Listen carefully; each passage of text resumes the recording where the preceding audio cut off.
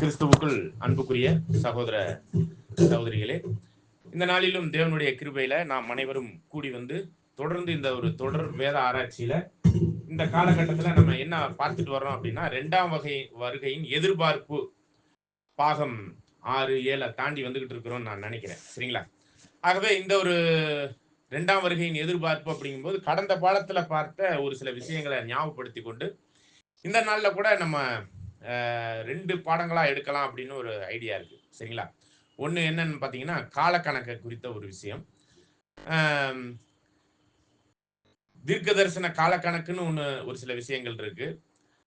வேத ரீதியான காலக்கணக்கு அப்படிங்கிற ஒரு விஷயம் இருக்கு. இதெல்லாம் நம்ம பார்த்துட்டு, அதுக்கப்புறம் இன்னைக்கு வாசிச்ச இசைக்கேல் 37ஆம் அதிகாரத்தை கூட தேவனுடைய கிருபையில நம்ம தியானிக்க முடியுதா அப்படிங்கிறத கூட நம்ம சிந்திக்கலாம். ஆகவே கடந்த பாடத்துல விசேஷ விதமா நம்ம என்ன ஒரு காரியத்தை சிந்தித்தோம், பார்த்தோம் அப்படின்னு பார்த்தீங்கன்னா, ஆண்டவருடைய 2ஆம் வருகையினுடைய எதிர்பார்ப்புல வெளியரங்கமா ஆண்டவர் வருவாரானா, வெளியரங்கமா வர்றதுக்கான வசனங்களும் இருந்ததை பார்த்திருக்கிறோம். திருடனை போல் வருகிற அந்த ஒரு காரியத்துக்குரிய வசனங்களையும் நம்ம பார்க்கும்போது தான், விசேஷ விதமா மத்தேயு 24ஆம் அதிகாரத்துல தான் அநேக அடையாளங்கள் எல்லாம் பேசிட்டு வர்றார். சரிங்களா? அப்படிப்பட்ட அந்த ஒரு காரியத்துலலாம் அநேக விஷயத்தை நம்ம பார்த்து வரும்போது, மத்தேயு 24ஆம் அதிகாரத்துல 10வது 9வது வசனங்கள்லாம் அக்கிரமம் அதிகமாகிறதுனாலே அன்பு தணிந்து போகும் அப்படிங்கும்போது, ஆண்டவருடைய 2ஆம் வருகையின் காலகட்டம் எதற்கு ஒப்பிட்டு சொல்லப்பட்டிருக்குன்னா, மத்தேயு 24ஆம் அதிகாரத்துல நோவாவின் நாட்களில் நடக்கிறது போல. அப்போ நோவாவின் நாட்கள்ல என்ன நடந்துச்சுன்னா, அக்கிரமம் அதிகமானுச்சு, அந்த முதல் உலகத்தை அழிச்சார். அதே போலதான் ஆண்டவர் 2ஆம் வருகையில வந்து இருக்கிறாருன்னு வச்சுக்கோங்களேன். அததான் நம்ம கடந்த பாடத்துல ஒரு சில அடையாளபூர்வமான ஒரு விஷயத்துல வெளியரங்கமான ஒரு அடையாளங்கள் இந்த பூமியில தென்படும். வந்து இருக்கிறார் அப்படின்னா, சரிங்களா? அது ஒரு 3 ஸ்டேஜ்ல அந்த ஒரு காரியங்கள் வெளிப்படும். அதை வந்து நம்ம பிற்பாடத்துல பார்க்கலாம். அதாவது வந்து இருப்பது என்பது பெருசியா அப்படிங்கிற கிரேக்க பதம் பயன்படுத்தப்பட்டிருக்கு. அதெல்லாம் நம்ம பின்னாடி பார்க்கலாம். சரிங்களா? பெருசியா அப்படின்னா வந்து இருத்தல். அததான் பிரசன்ஸ். அட்டெண்டன்ஸ் எடுக்கும்போது சொல்லுவாங்கல்ல, பேரை சொன்னோன்னு பிரசன்ட் அப்படின்னு சொல்லுவாங்களா? அப்படின்னா என்னன்னா, பிரசன்னா இருக்கிற அப்படின்னு அர்த்தம். சரிங்களா? உங்களுடைய வருகைக்கும் உலகத்தின் முடிவுக்கும் அடையாளம் என்ன அப்படின்னு சொல்லும்போது, நீங்க வந்து இருக்கிறீங்கிறதுக்கான அடையாளத்தை தான் கேட்டாங்க. வரப்போறீங்க, வந்துகிட்டு இருக்கிறீங்க அப்படிங்கிற ஒரு அடையாளத்தை எல்லாம் இங்க கேட்கல. மத்தேயு 24:3ல. சரிங்களா? அதை நீங்க வந்து இருக்கிறீங்கிறதுக்கான அடையாளம் என்னங்கிறத அந்த இடத்துல அப்படி வாசிக்கணும். வேணா வாசிச்சு பாருங்களேன் அப்படி. அந்த வருகைங்கிறது அந்த வார்த்தை கிரேக்க பதத்துல பெருசியா. பெருசியனா வந்து இருத்தல். வரப்போறது இல்ல, வந்து இருக்கிறார் என்பதற்கான அடையாளம் என்னன்னு தான் இங்க சீசர்கள் கேள்வி கேட்கிறாங்க. அந்த கேள்வியை படிச்சிருங்க. பின்பு அவர் ஒலிவமலை மேல் உட்கார்ந்திருக்கையில் சீஷர்கள் அவரிடத்தில் தனித்து வந்து, இவைகள் எப்பொழுது சம்பவிக்கும்? உம்முடைய வருகைக்கும் அந்த இடத்துல உம்முடைய வந்து இருத்தலுக்கும், இதுதான் நீங்க அப்படிதான் படிக்கணும். சரிங்களா?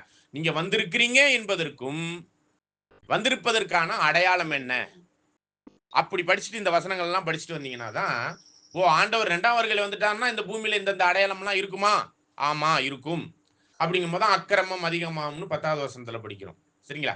அப்ப அக்கிரமம் அதிகமாகணுங்கிறதுக்கான காரணத்தை பார்க்கும்போது நம்ம கடந்த பாடத்துல கூட தானியேல் 12ஆம் அதிகாரத்துல படிக்கும்போது, மிகாயேல் அவருடைய ஜனத்தின் புத்திரருக்காக எழுந்து நிற்பார்னா இஸ்ரேல். தானியேலினுடைய ஜனத்தின் புத்திரர் யாருங்க? இஸ்ரேல் ஜனங்கள். அவர்களுக்காக அவர் வந்து பவரா வந்து 2ஆம் வருகையில வந்து இருப்பார் அப்படிங்கறத அந்த வசனம். அத கூட வசனத்தை கூட படிங்க. 12ஆம் அதிகாரம் 1-2 வசனம். உன் ஜனத்தின் புத்திரருக்காக நிற்கிற பெரிய அதிபதியாகிய மிகாவேல் அக்காலத்தில் எழும்புவான். பாருங்க, அப்ப மிகாயேல் என்பது நம்முடைய ஆண்டவர். சரிங்களா? தேவனை போன்றே இருக்கக்கூடிய தன்மையில் உள்ளவர் அப்படிங்கிற அர்த்தம் கொள்கிறதான் தேவனை போல அப்படிங்கிறதான். ஏல் அப்படின்னா தேவன், மீகா அப்படின்னா அவரை போன்று, இமேஜ் ஆஃப் இன்விசிபிள் காட் அப்படின்னு கூட நம்ம அதை அர்த்தம் பொருந்தலாம். சரிங்களா? அவர் வந்து அவருடைய தானியேலினுடைய ஜனத்தின் புத்திரருக்காக வந்து நிற்பாரு. அப்படி நிற்கும் பொழுது ஒரு விசேஷ விதமா ஒரு பெரிய அற்புதமான ஒரு விஷயம் இந்த பூமியில நடக்குமா? தொடர்ந்து வாசிங்க. 2 விஷயம் நடக்கும்.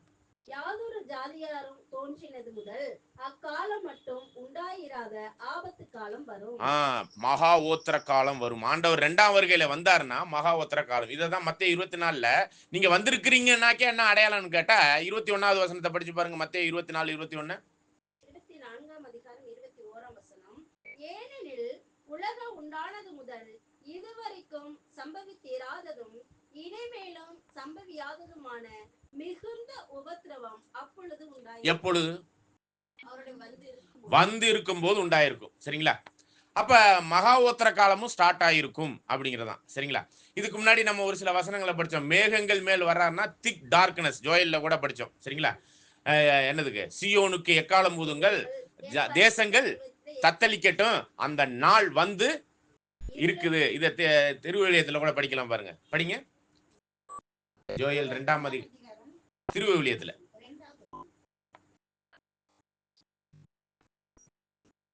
திருவிவிலியத்துல இந்த இங்க இருக்க எடுத்து படிங்க. நீங்க அந்த இதுல படிங்க, அந்த வசனத்தை படிங்க, கிங் ஜேம்ஸ்ல. அது இருளும் அந்தகாரமுமான நாள், அது மப்பும் மந்தாரமுமான நாள். விடியற்கால வெளுப்பு பர்வதங்களின் மேல் பரவுகிறது போல ஏராளமான பலத்த ஒரு ஜாதி தீவிரமாக வந்து பரவும். 1வது வசனத்தை படிங்க. சீயோனிலே எக்காலம் ஊதுங்கள். சீயோன்ல 1,44,000 பேர் ஆக போறவங்களுக்கு ஆண்டவர் 2ஆம் வருகையில வந்துட்டாருங்கிறத எக்காலம் ஊதுங்க. இதுதான் நம்ம வெளிப்படுத்தல் 11:15 கூட 7ஆம் தூதன், கடைசி தூதன் எக்காலம், கடைசி எக்காலம் ஊதும் போது இந்த உலக ராஜ்யம் யாருடைய ராஜ்யமா மாறி இருக்கும்? அப்படி மாறி இருக்கும் போது இந்த உலக தேசங்கள்லாம் எப்படி இருக்கும்? 18வது வசனத்துல ஜாதிகள் கோச்சுக்குவாங்களா, இவர் ஏன் அந்த ராஜ்யத்தை ஆரம்பிச்சாருங்கிற மாதிரி உலக நாடுகள்லாம் எதிர்ப்பு நிறைய நிக்கும் அப்படிங்கிறதான். இப்ப இந்த இடத்துல சியோனுக்கு எக்காலம் ஊதுங்கள் படிங்க, திருக்குவெளியத்துல படிங்க. என்னுடைய திருமலை மேலிருந்து கூக்குரலிடுங்கள், நாட்டில் குடியிருப்பவர்கள் அனைவரும் நடுங்குவார்களாக, ஏனெனில் ஆண்டவரின் நாள் வருகின்றது, ஆம் அது வந்து விட்டது. எக்காலம், கடைசி எக்காலம் ஊதப்படப்படுகிற அந்த ஒரு காரியத்துல ஆண்டவர் 2ஆம் வருகையில வந்து ராஜ்யம் பண்ணி கொண்டிருக்கிறார் அப்படிங்கிற ஒரு விஷயத்துல அது வந்து விட்டது அப்படிங்கிறத கூட குறித்து கூட ஏசாயா 57 57 52 7வது வசனத்துல சியோனுக்கான அந்த எக்காலத்தை குறித்து சொல்லும் பொழுது கூட அந்த ஒரு விஷயங்கள் எல்லாம் நம்ம புரிந்து கொள்கிறோம். படிங்க. சமாதானத்தை கூறி நற்காரியங்களை சுவிசேஷமாய் அறிவித்து ரட்சிப்பை பிரசித்தப்படுத்தி உன் தேவன் ராஜரீகம் பண்ணுகிறார் என்று. அதாவது நம்மளுடைய சர்வ வல்லமை உள்ள தேவன் யாருன்னா பிதாவாகிய தேவன். ஆனா நம்முடைய வல்லமை உள்ள தேவன்னா யாருங்க? சரிங்களா? அவர் வந்து ராஜரீகம் பண்ணுகிறார் என்று சியோனுக்கு. அப்ப ஆண்டவர் 2ஆம் வருகையில வந்து சியோனாகிய 1,44,000 பேர் ஆக போறவங்களுக்கு உங்க ராஜா 2ஆம் வருகையில வந்து ராஜரீகம் பண்ணிக்கிட்டு இருக்கிறாருன்னு ஒரு குரூப்புக்கு சொல்லுவாங்களாம். அதுதான் யாருன்னா மாமிசத்தில் இருக்கிற சபை, 7ஆம் சபை, லவோதிக்கேயா சபை. இதெல்லாம் நம்ம ஏற்கனவே பார்த்துட்டோம். சரிங்களா? அப்ப இந்த ஒரு காரியங்களின் அடிப்படையில தான் இதுக்கு முன்னாடி நம்ம என்னது காவல் கோபுரத்திலிருந்து காவல்காரன், ஜாமக்காரன் அப்படிங்கிறதெல்லாம் நம்ம அதுக்கு முன்னாடி உள்ள பாடங்கள்லையும் பார்த்தோம். இவ்வாறாக இருக்கக்கூடிய ஒரு விஷயத்துல தான் அந்த ஓத்திர காலம் இல்ல, மகா ஓத்திர காலம் ஆண்டவருடைய 2ஆம் வருகையின் நாட்கள்ல இருந்திருக்கும் அப்படிங்கிறத உறுதியாக அந்த ஒரு விஷயங்கள் எல்லாம் வசனத்தின் அடிப்படையில் பார்க்கும்போதுதான் இந்த மகா ஓத்திர காலம் வந்திருக்கும் பொழுதுதான் ஒரு இன்னொரு விஷயமும் நடந்திருக்கும். அத தானியேல் 12ஆம் அதிகாரத்துல படிச்சதனுடைய தொடர்ச்சியிலே அப்படியே படிங்க. 2வது வசனத்துல இருந்து. தானியேல் 12ஆம் அதிகாரம் வசனம் 2. பூமியின் தூளிலே நித்திரை பண்ணுகிறவர்களாகிய அநேகரில் சிலர் நித்திய ஜீவனுக்கும் சிலர் நித்திய நிந்தைக்கும் இகழ்ச்சிக்கும் விழித்து எழுந்திருப்பார்கள். ஞானவான்கள் ஆகாய மண்டலத்தின் ஒளியைப் போலவும் அநேகரை நீதிக்கு உட்படுத்துகிறவர்கள் நட்சத்திரங்களைப் போலவும் என்றென்றைக்கும் உள்ள சதா காலங்களிலும் பிரகாசிப்பார்கள். அப்ப இந்த ஞானவான்கள்ங்கிறதா 1,44,000 பேர் நட்சத்திரங்களை போல ஒரு குரூப் உயிர் தெழுந்து போயிருப்பாங்க. இந்த லவோதிக்கேயா சபை தன்னை தயார் பண்ணி எதிர்கொண்டு போகும். திரும்ப 1வது வசனத்தை படிங்க. உன் ஜனத்தின் புத்திரருக்காக நிற்கிற பெரிய அதிபதியாகிய மிகாயேல் அக்காலத்திலே எழும்புவான். யாதொரு ஜாதியாரும் தோன்றினது முதல் அக்காலம் மட்டும் உண்டாயிராத ஆபத்து காலம் வரும். இதுதான் என்னன்னு சொல்றோம்னா மகா ஓத்திர காலம். சரிங்களா? இததான் நீங்க ஆண்டவருடைய 2ஆம் வருகையினுடைய அடையாளங்கள்ல நிறைய படிச்சுட்டு வரும்போது அந்த 24ஆம் அதிகாரத்துல 5, 6, 7 வசனத்துல யுத்தத்தின் செய்திகளையும் கேள்விப்படுவீங்க, கொரோனா போன்ற இந்த கொள்ளை நோயெல்லாம் வருதுன்னா ஆண்டவர் 2ஆம் வருகையில வந்திருக்கும் போது தான் இந்த மாதிரியான கொள்ளை நோய்கள்லாம் வருங்கிறதே அதுல புரிஞ்சுக்கிற மாதிரி இருக்கு. சரிங்களா? அப்ப ஆண்டவர் 2ஆம் வருகையில வரும்பொழுது தான் யுத்தம், 1ஆம் உலகப் போர், 2ஆம் உலகப் போர்லாம் என்னதுங்க? ஆபத்து காலம், மகா உத்தர காலத்தினுடைய ஒரு பிகினிங், ஆரம்ப கட்டத்துல உள்ளது. முதல் உலகப் போர்ல ஏறக்குறைய நீங்க இதுல எல்லாம் போய் பார்க்கும்போது 2 கோடி பேர் செத்தாங்களாம் முதல் உலகப் போர்ல. 2ஆம் உலகப் போர்ல ஏறக்குறைய கோடியில, அதாவது குறைஞ்சது 10 கோடி பேருக்கு மேல செத்துருப்பாங்க அப்படிங்கிற ஒரு அனுமானங்கள் இருக்கு. சரிங்களா? அது டைரக்டாலாம் இந்தியாவுல செத்தவங்களுக்கெல்லாம் கணக்குலலாம் இல்ல. சரிங்களா? இந்தியா பிரிட்டிஷ்க்கு சப்போர்ட் பண்ணுச்சு. ரஷ்யாவும் ஆரம்பத்துல ஜெர்மனிக்கு சப்போர்ட் பண்ணுச்சு. அதுக்கப்புறம் ஜெர்மனி எல்லாரும் தகர்க்கணுங்கிற அளவுக்கு எல்லாரும் ஒண்ணு சேர்ந்து தான் ஜெர்மனிய சரண்டர் பண்ண வச்சாங்க. இதெல்லாம் 2ஆம் உலகப் போரினுடைய உச்சகட்டம். அணுகுண்ட கொண்டு போய் ஜப்பான்ல போட்டாங்க. அத்தோட உலகப் போர், 2ஆம் உலகப் போர் நிறைவுக்கு வந்துச்சு. அதெல்லாம் பார்த்தீங்கன்னா கோடிக்கணக்கான ஜனங்கள் இறந்தாங்க. இதான் யுத்தம், யுத்தத்தின் செய்திகள். அதாவது இந்த யுத்தம்ங்கிறது இதுவரை உலகத்திலே நடக்காத யுத்தம்.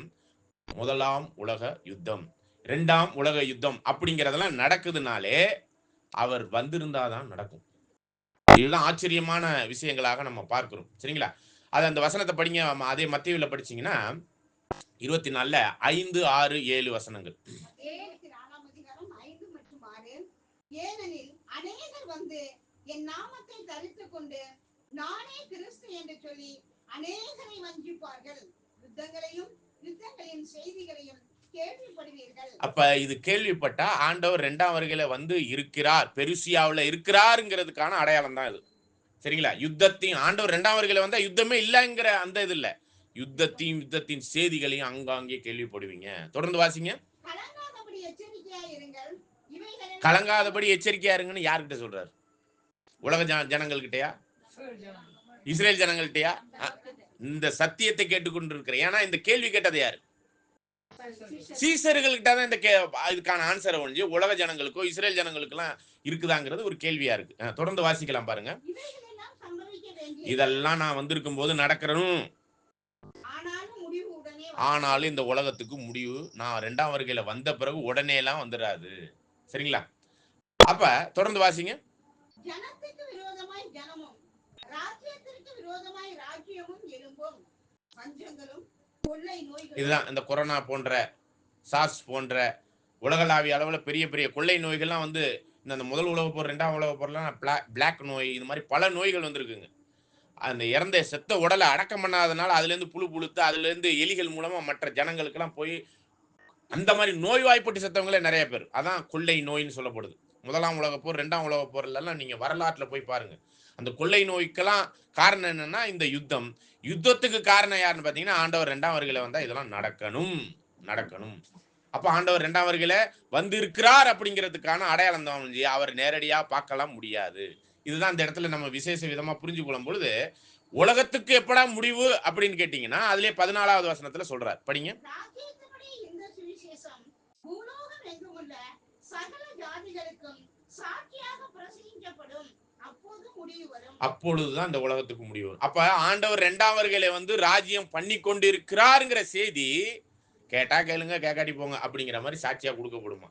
அப்படி சாட்சியா கொடுக்கப்படுற ஒரு விஷயம் தான் இந்த சத்தியத்தின் மூலமா நம்ம சொல்றோம். வேற யாரும் இந்த உலகத்துல ஆண்டவர் 2ஆம் வருகையில வந்து இருக்கிறார், திருடனை போல வருகிறார்னா வந்திருக்கிறது யாருக்கும் தெரியாது. அதுக்கு அடுத்த ஸ்டேஜ் பெருசியா, எப்பிபனியாங்கிற ஒரு வார்த்தை இருக்குது. அதுக்கப்புறம் அப்போகாலிப்சிஸ்ங்கிற கிரேக்க பதம் இருக்குது 2ஆம் வருகையை பொறுத்த மட்டும். அப்ப அந்த அப்போகாலிப்சிஸ்ங்கிறது வெளியரங்கமா வந்திருக்கிற அந்த எல்லாருக்குமே தெரியக்கூடிய காலம். அது வந்து எல்லாருமே அறிந்து கொள்ளுகிற காலம். சரிங்களா? அந்த காலகட்டம் இன்னும் வரல. சரிங்களா? அப்ப அந்த காலகட்டத்துக்கு முன்பாக அவர் வந்திருக்கிறது யாருக்கும் தெரியாது. இதை தான் நம்ம கடந்த கூடுகையில பார்க்கும்போது ஆசரிப்பு கூடாரத்துல மகா பரிசுத்த ஸ்தலம் வரையும் போறதுங்கிறது எதுக்கு அடையாளங்க? கடந்த கூடுகையில பார்க்கும்போது அதாவது பிரகாரத்துல லேவியர்கள் இருப்பாங்க, பரிசுத்த ஸ்தலத்துல ஆசாரியர் இருப்பாரு. மகா பரிசுத்த ஸ்தலங்கிறதா உடன்படிக்கை பெட்டி இருக்கிற இடம். அந்த இடம் வரையும் போறது யார் மட்டும்தான்? எந்த ஆசாரியர்? பிரதான ஆசாரியர். அப்ப நித்தியத்திற்குள்ள பிரதான ஆசாரியர் யாரு? ஆண்டவர் தான் 1ஆம் வருகையில வந்துட்டு பரலோகம் வரையும் போயிருக்கிறார். போயிட்டு திரும்பி வருவார். அவர் 2ஆம் தரம் வர்றதுதான் எபிரேயர் 9ஆம் அதிகாரம் 27, 28ல அவர் என்னது வந்து அவரை எதிர்பார்த்து காத்துக்கிட்டு இருக்கிறவங்களை கூட்டி சேர்ப்பாருங்கிறப்ப அந்த ஆசாரிப்பு கூடாரத்துல இருக்கிற ஆசாரியர்களுக்கு மட்டும்தான் தெரியுமே ஒழிஞ்சு உலகத்துல உள்ள லேவியர்களுக்கோ உலக ஜனங்களுக்கோ தெரியாது. ஆசரிப்பு கூடாரத்துக்குள்ளதான் வந்திருப்பார். அடையாள பூர்வமா அந்த நிழல்ல போய் பார்க்கும்பொழுது. அப்ப அந்த ஆசரிப்பு கூடாரத்துல யார் மட்டும்தான் இருக்கிறா? ஆசாரியர்கள். இந்த ஆசாரியர்களை தான் 1 பேதுரு 2ஆம் அதிகாரம் 4, 5 மற்றும் 9வது வசனத்துல ராஜரீக ஆசாரிய கூட்டம் சொல்லிட்டு அந்த சபை வகுப்பார் 1,44,000 பேருக்குரிய வாய்ப்புல வந்தவங்களுக்கு தான் அவர் 2ஆம் வருகையில வந்திருக்கிறதே தெரியும். வந்திருத்தல் அப்படிங்கிறது அவர்களுக்கு ஆவிக்குரிய கண்கள்னால பார்க்க முடியும். அதனால மாமிச கண்களால பார்க்கிறதுக்கான வசனமே 2ஆம் வருகையை பொறுத்த மட்டும் இல்லவே இல்லை. அதெல்லாம் அடையாள பாஷையில் சொல்லப்பட்டிருக்கிறது. இதெல்லாம் நம்ம கடந்த பாடத்துல பார்க்கும் பொழுது இந்த ஒரு ராஜ்யத்துல ஆண்டவர் 2ஆம் வருகையில வந்திருக்கிறார் அப்படிங்கிற ஒரு சத்தியமும் வெளியாகும். அப்படி வெளியாகுதுன்னா அவர் இந்த உலகத்துக்கு வெகு சீக்கிரமாகவே முடிவு வந்துருச்சுங்கிறத புரிஞ்சுக்கணுங்கிறத அந்த இடத்துல புரிஞ்சுக்கிறோம். அப்ப அந்த அக்கிரமம் அதிகமாகிறதுனுடைய காரணத்தை பார்க்கும் பொழுது இன்னொரு 2 விஷயம் நடைமுறையில நடந்ததை பத்தி நம்ம பார்த்தோம். அதான் தானியேல் 12ஆம் அதிகாரம் 1வது வசனத்தினுடைய பிற்பகுதியில பார்க்கும்போது இதுவரையும் சம்பவித்திராத ஆபத்து காலம், மகா உத்தர காலம் வரும். 1ஆம் உலகப் போர் வந்துருச்சு, 2ஆம் உலகப் போர் வந்துருச்சு. மொத்தம் 3 உலகப் போர் வருங்கிறது பைபிள்ல இருக்குதுங்க. அதை பத்தி தீர்க்க தரிசனத்தை பின்னாடி பார்க்கலாம். அப்ப 3வது உலகப் போர் வந்துருச்சுன்னா அந்த உச்சத்துல சபை முடிஞ்சிரும், உலகத்துக்கு முடிவும் வந்துடும். இதுதான் லாஸ்ட் டார்கெட். அந்த 3வது உலகப் போர் குறித்த ஒரு சில இன்ஃபர்மேஷனை பாடத்துல பார்க்க போறோம். சரிங்களா? ஓகே. அப்ப அந்த மகா உத்தர காலத்தின் உச்சம் அடைவதற்குரிய ஒரு காரியமும் நடக்கும். தொடர்ந்து படிங்க தானியேல். ஆபத்து காலம் வரும். அக்காலத்திலே புஸ்தகத்தில் எழுதி இருக்கிறவர்களாக காணப்படுகிற உன் ஜனங்கள் அனைவரும் விடுவிக்கப்படுவார்கள். அப்ப எல்லா தேசத்திலிருந்தும் இஸ்ரேல் தேசத்துக்குரிய ஜனங்கள் புஸ்தகத்துல எழுதப்பட்டவர்களா இருக்கிறவங்களும், இன்னும் சொல்ல போனா அதுல அந்த நாட்டுக்குரிய வாய்ப்புல இஸ்ரேல் தேசத்துக்கு எல்லாம் விடுவிக்கப்பட்டு தேசத்துக்கு வருவாங்க. இப்படி சொல்லும் பொழுதுதான் இஸ்ரேல்ங்கிற ஒரு தேசம் 1948க்கு முன்னாடி வரையும் இல்ல. எத்தனை வருஷமா இல்லைன்னு தெரியுங்களா? ஏறக்குறைய 70 AD இருந்து அந்த நாடே இல்லாத அளவுக்கு போயிடுச்சு. உங்கள் வீடு உங்களுக்கு பாலா போயிரும்னு சொன்னார் பாத்தீங்களா? அதுல இருந்து நீங்க பாத்தீங்கன்னா மத்தேயு 23, 37, 38 வசனங்கள்ல இருக்கும். சரிங்களா? கோழி தன் குஞ்சுகளை, அதெல்லாம் நம்ம அடுத்த ஒரு பாயிண்ட்ல நம்ம பார்க்கலாம். அப்ப அந்த இஸ்ரேல் தேசத்துக்குரிய ஒரு விஷயத்தை சொல்லும் பொழுதுதான் விசேஷ விதமாய் ஒரு மிக முக்கியமான ஒரு அடையாளத்தை ஆண்டவர் அங்க மத்தேயு 24ல சொல்லி முடிக்கிறார். அது என்னன்னு பார்க்கும்போது மத்தேயு 24ஆம் அதிகாரத்துல ஒரு வசனம் 32வது வசனத்தை வாசிங்க. அத்திமரத்தினால் ஒரு உவமையை கற்றுக்கொள்ளுங்கள். அதிலே இளங்கிளை தோன்றி துளிர்விடும் போது வசந்த காலம் சமீபமாயிற்று என்று அறிவீர்கள். அப்படியே இவைகள் எல்லாம் நீங்கள் காணும்போது பாருங்க, அத்திமரத்தினால் துளிர் விடுற அந்த ஒரு ஓமையினுடைய ஒரு சிறு விளக்கத்தை கடந்த கூடுகையில கூட பார்த்தோம். அந்த அத்திமரம் யாருன்னு பார்த்தோம்? இஸ்ரேல். அத்திமரத்தையும் மற்ற மரத்தையும் பாருங்கன்னு லூக்கால சொல்லியிருக்கோம். மற்ற மரம் யாரு? மற்ற தேசம், இந்தியா, பாகிஸ்தான், அமெரிக்காலாம் ஆல்ரெடி சுதந்திரமா இருந்துச்சு. மற்ற அந்த பிரிட்டிஷினுடைய கண்ட்ரோல்ல இருந்த அநேக நாடுகள் 1947, 48 விடுதலையாகி சுதந்திரமுள்ள ஒரு நாடாக அறிவிக்கப்பட்டுச்சு. சரிங்களா? அதான் மற்ற மரங்களையும் பாருங்கள், அவைகள் என்ன பண்ணுமா?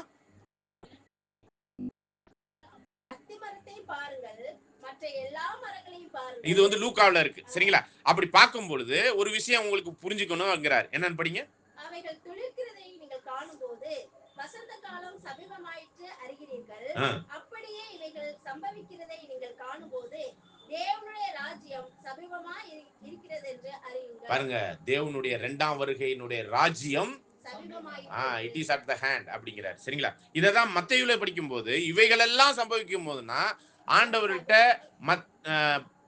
3-4 பேர் இந்த கேள்வியை கேட்கிறாங்க. 3-4 சீசர்கள் கேட்கிறாங்க. அப்படி கேட்கும் பொழுதுதான் ஆண்டவரே உம்முடைய வந்திருத்தலுக்கும் இந்த உலகத்துக்கும் முடிவு எப்ப என்ன அடையாளம் சொல்லுங்கன்னு சொல்லும் பொழுதுதான் இதெல்லாம் வரிசையா சொல்லிட்டு வர்றாரு.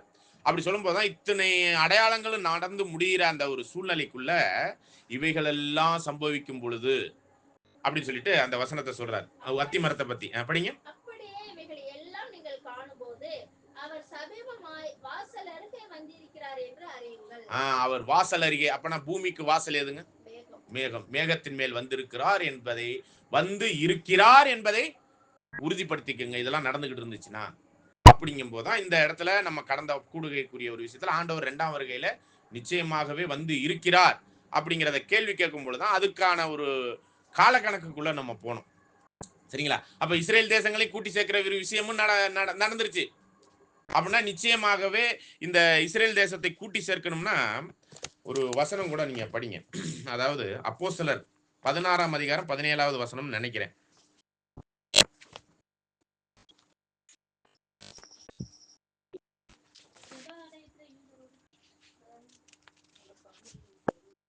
ஒரு அப்போஸ்தலர் 15ல 16 17 மன்னிக்கவும். 16 எப்படி என்றால் அதற்கு தீர்க்கதரிசிகளுடைய வாக்கியங்களும் ஒத்திருக்கிறது. அப்போஸ்தலர் 15ல 16 17 எப்படி எனில் மற்ற மனுஷரும் என்னுடைய நாமம் தரிக்கப்படும் சகல ஜாதிகளும் கர்த்தரை தேடும்படிக்கு பாருங்க, யாரை தேடும்படிக்கு? கர்த்தரை தேடும்படிக்கு. அவங்கள தேடும்படிக்குன்னா இன்னைக்கு எல்லா உலகத்தின் தேசங்களும் ஆண்டவரை தேடுதா? இன்னைக்கு வரையும் தேடல். கிறிஸ்தவர்கள் கிறிஸ்துவத்துக்குள்ள வந்திருக்கிறதுனால ஏதோ பைபிள் படிக்கிறாங்க, அவ்வளவுதான். 2ஆம் வருகை எதிர்பார்த்திருக்கிறாங்க. ஆனா அவங்களுக்குரிய 2ஆம் வருகைக்குரிய இந்த ஆழமான சத்தியங்கள்லாம் அவங்களுக்கு தெரியாது. அப்ப இந்த இடத்துலதான் நீங்க புரிந்து கொள்ள வேண்டியது என்னன்னா, எல்லா அப்படிங்கிற ஒரு விஷயத்த சொல்லப்படுது. எல்லா தேசங்களும் யாரை தேடுவாங்களாம்? கர்த்தரை தேடக்கூடிய ஒரு காலம் வரும். அது வந்துருச்சா? அப்ப எல்லாரும் முஸ்லீம் இருக்கிறாங்க, இந்து இருக்கிறாங்க. இன்னைக்கு டிஎம்கே தீகா கட்சியே என்னதுங்க, கடவுளே இல்லைன்னு சொல்லிக்கிட்டு இருக்கிற குரூப், அவங்க எல்லாம் சேர்ந்து தேடக்கூடிய ஒரு காலத்தை பத்தி சொல்லப்படுது இந்த வசனம். உலகத்தில் உள்ள அத்தனை பேரும் யாரை தேடணுங்க? தேடும்படிக்கு. இதற்கு பின்பு திரும்பி வந்து. அப்ப ஆண்டவர் முதலாம் வருகையில வந்துட்டு ஈடுபலியை கொடுத்துட்டு எங்க போயிட்டார்? பரலோகம் போயிட்டு. யாருக்காக பரலோகம் போயிருக்கிறாரு? ஸ்தலத்தை ஆயத்தம் பண்ணிட்டு வந்து கூட்டிட்டு போறதுக்கு. அதுக்குதான் மேகத்தில் மேல வந்திருக்கிறார் அப்படிங்கிற ஒரு தத்துவத்தை நம்ம கண்டுபிடிச்சிருக்கிறோம் இப்ப. சரிங்களா? அப்ப இந்த இடத்துல நம்ம ஆண்டவர் 2ஆம் வருகையில வந்திருக்கிறார் அப்படிங்கிற ஒரு காரியத்துல ஒரு விஷயம் ஆவிக்குரிய இஸ்ரேல்ல ஒரு சில காரியங்கள் புரிந்து கொள்ளும்படி நடக்கும். இன்னொரு விஷயம் எங்க நடக்கும்னா, தொடர்ந்து வாசிங்க. இந்த இடத்துல எல்லா தேசங்களும் கர்த்தரைக்குள்ள வரணுங்கிற ஒரு விஷயம் சொல்லப்படுது. அது இன்னைக்கு நடக்கல, இன்னைக்கு வரையும் நடக்கல. எல்லா மதமும் அழிஞ்சு போய் ஒரே மதம் தான் இருக்கணும், அது தேவனுடைய மதமா இருக்கணும். ஒரே மொழி, ஒரே மதம் அப்படிங்கிற ஒரு கொள்கையெல்லாம் வந்தே ஆகணும். அதெல்லாம் வசனம் இருக்கு. சரிங்களா? தொடர்ந்து வாசிங்க.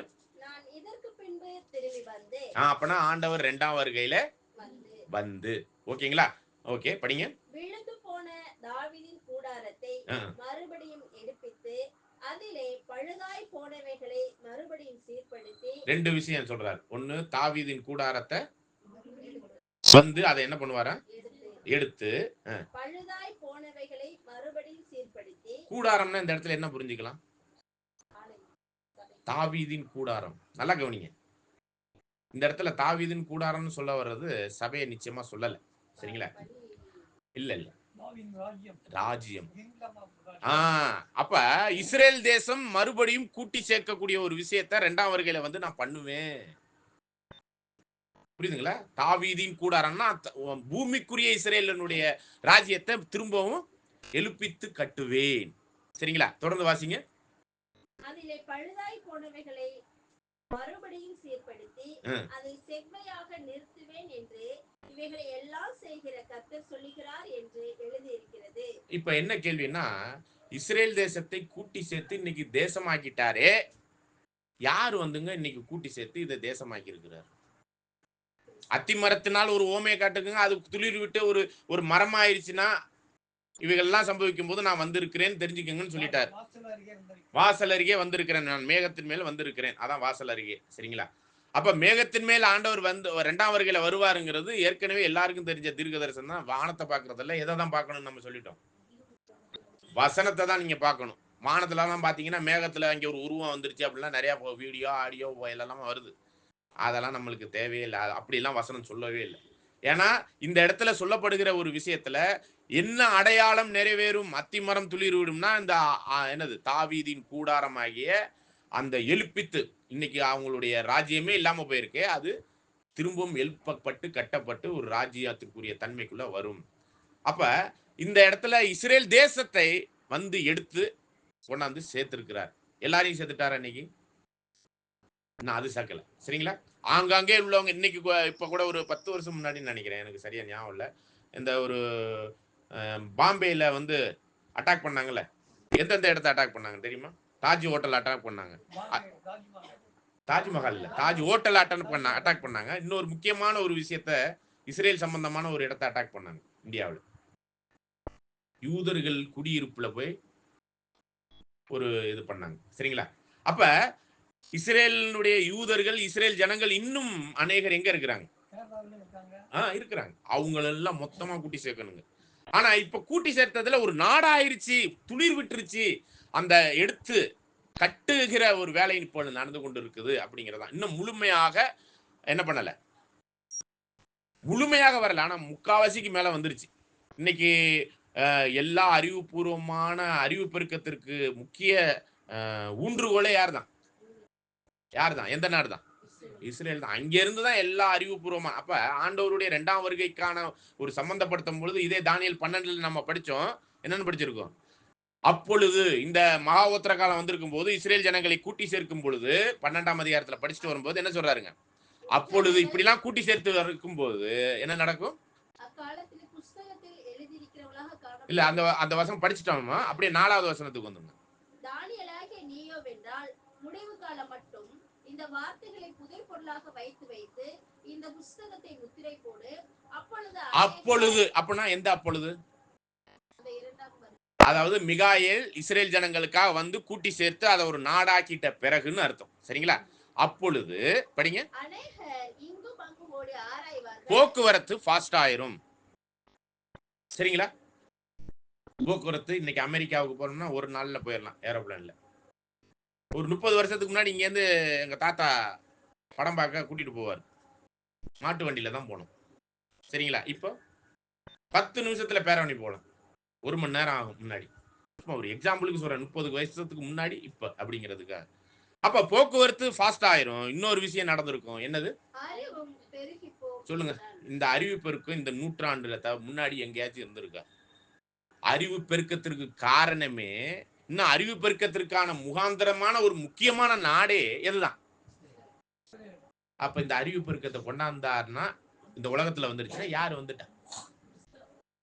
2ஆம் வருகையில் வந்து இருக்கிறார். பெருசியா கண்டிஷன்ல இருக்கிறார். அதுல 3 ஸ்டேஜ் சொன்னோம். பெருசியா, எபிபனியா, அப்போகலிப்சிஸ். என்ன சொல்லணும்னா பெருசியாங்கிறது வந்திருப்பதற்கான அநேக அடையாளங்கள் அது நடந்துகிட்டு இருக்கு இப்போ. சரிங்களா?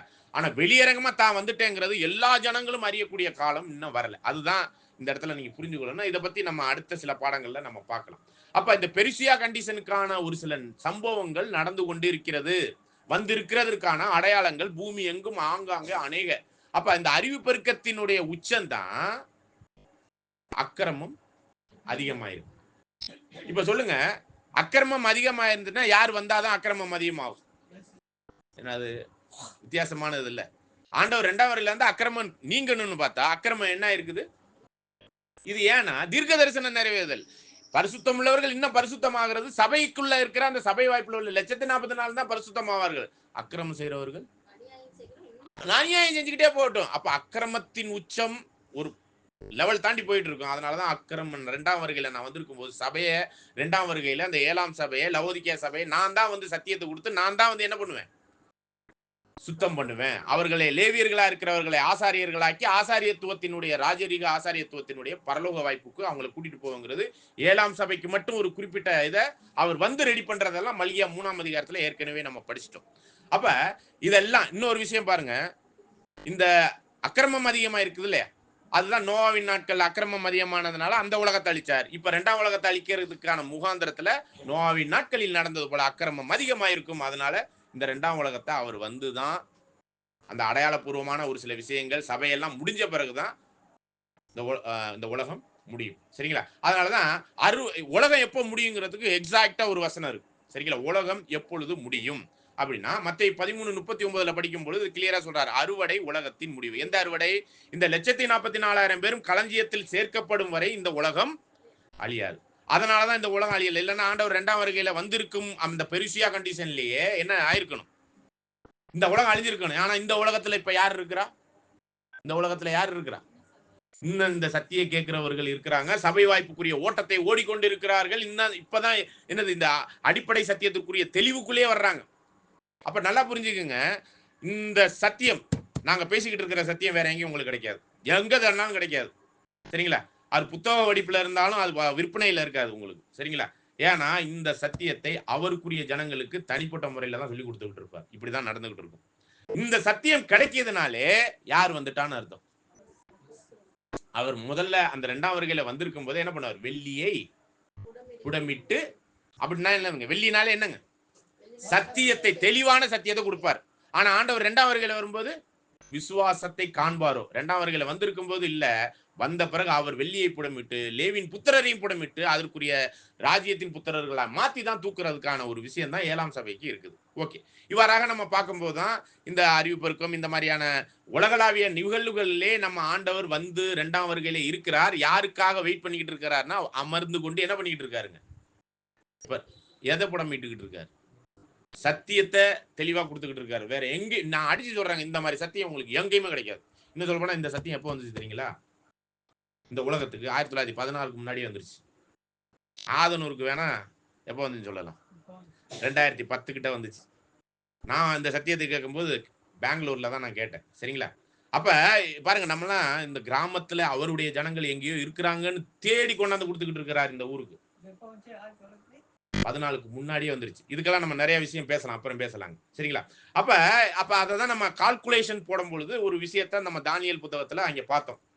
தானியேல் கேட்கிறாரு, இது என்னுடைய அர்த்தம்லாம் என்னன்னு பார்க்கும்போது தான் தானியேல் 12ஆம் அதிகாரம் 7-8 வசனத்துல நீ அமைதியா எழுதி வச்சுட்டு போயிருப்பா, அந்த காலத்துல வர்றவங்க தேடி கண்டுபிடிச்சு அந்த ஒரு சத்தியத்துக்குள்ள வந்துருவாங்கங்கிறத சொல்லும் பொழுதுதான் ஒரு முக்கியமான ஒரு கால்குலேஷனை சொல்றாரு, காலக்கணக்கை சொல்றாரு.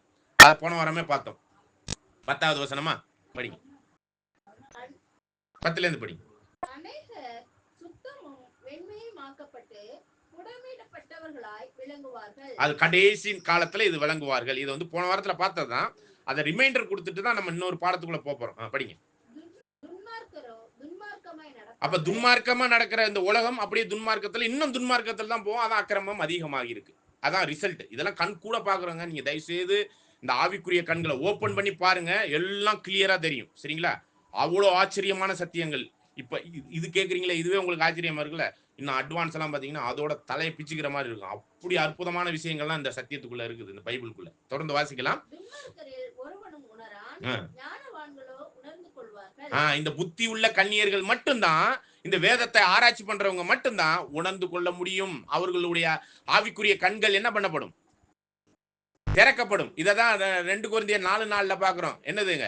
இந்த பிரபஞ்சத்தின் தேவனானவன் என்ன பண்ணிட்டான்னா மனக்கண்களை குருடாக்கி வச்சிருக்கிறான். இன்னைக்கு இருக்கிற கிறிஸ்தவம் 600 கோடி ஜனங்கள் இருக்கிறாங்க, ஒருத்தர் கூட இந்த விஷயம் தெரியாது. ஆனா அவருடைய ஜனங்கள் எண்ணிய 1,44,000 பேர் ஆக போறவங்களுக்கு மட்டும்தாங்க இதை ஓபன் பண்ணி கொடுக்கிறார். அதை உணர்கிற உணர்வுக்குள்ள தேவன் கொண்டாடுறாரு. இதை நீங்க தயவு செய்து அசட்டை பண்ணிடாதீங்க. தொடர்ந்து வாசிக்கலாம் பாருங்க. பாருங்க, இததான் இன்ஃபர்மேஷன் கொடுக்கிறார். அன்றாட வழி நீக்கப்பட்டு பாலாக்கு மறுவறுப்பு ஸ்தாபிக்கப்படும் காலம் முதல் 1290 நாள் செல்லும். இந்த 1290 நாள் சென்ற பிறகு 1335 நாள் மட்டும் காத்திருந்து சேருகிறவன் பாக்கியவான். அப்ப அந்த பாக்கியமான ஆண்டவருடைய மிகாயேல் எழுந்து நின்று இஸ்ரேல் ஜனங்களுக்காகவும் இந்த சபை வாய்ப்புல உள்ளவர்களை உயிர்த்தெழுந்து கொண்டு போவதற்காகவும் அந்த அறிவிப்பெருக்கத்துக்குமான காலம், அக்கிரமம் அதிகமாயிருக்கிற காலம் என்னது, நம்ம மத்தேயுல படிக்கிற அநேக அத்திமரம் துளிரோட எல்லா விஷயமும். சரிங்களா? இவைகள்லாம் அந்த ஆசீர்வாதமான நாள் எப்பன்னு சொல்லிட்டா 1335 நாட்கள் கழிச்சு. அப்ப எதுல இருந்து 1335 நாள் சொல்லிட்டாரு? அன்றாட பலி நீக்கப்பட்டு பாலாக்கு மறுவறுப்பு ஸ்தாபிக்கும். இதை நம்ம அன்றாட பலி பாலாக்கு அருவறுப்புங்கிறத ஏற்கனவே ஒரு 6 பாடங்களா பார்த்துட்டோம். அந்த பாலாக்கு மறுவறுப்பு எப்ப ஸ்தாபிக்கப்பட்டதுன்னு பார்த்தோம்.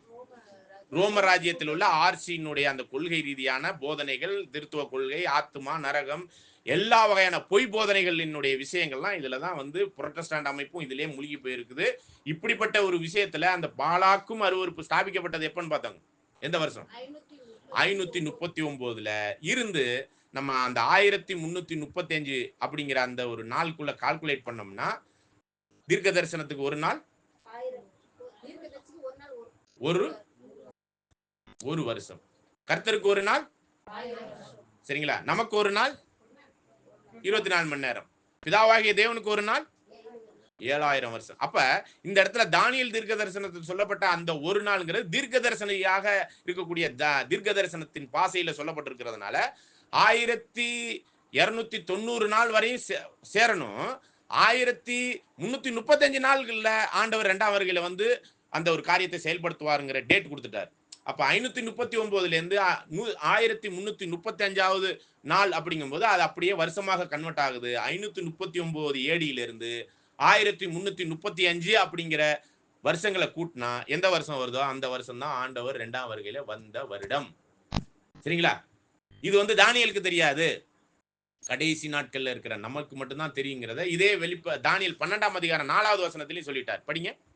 தானியேலாகிய நீயோ வென்றால் முடிவு காலம் மட்டும் இந்த வார்த்தைகளை புதைபொருளாக வைத்து வைத்து இந்த புஸ்தகத்தை முத்திரை பாருங்க. அப்ப முடிவு காலம் அறிவிப்பெடுத்திருக்குன்னா அதான் முடிவு காலம். முடிவு காலத்துல வரையும் இது மறைபொருளா இருக்கும். அப்ப ஆண்டவர் 2ஆம் வருகையில வந்துட்டார்னா வந்ததை தான் சொல்லிதானே ஆகணும், வெளிப்படுத்தி தானே ஆகணும். அப்ப வந்திருப்பதற்கான முகாந்திரத்தை அவர் வெளிப்படுத்திட்டார், அவ்வளவுதான். சரிங்களா? இன்னும் வெளியரங்கமா தான் வெளியே வரல ஒழிஞ்சு அவர் வந்துட்டேங்கிறத கிளியரா இந்த காலகட்டம்ங்கும் போது இந்த 539 இருந்து 1335 வருடங்களை கூட்டினீங்கன்னா அந்த வருடம் தான் யார் வந்த வருடம்?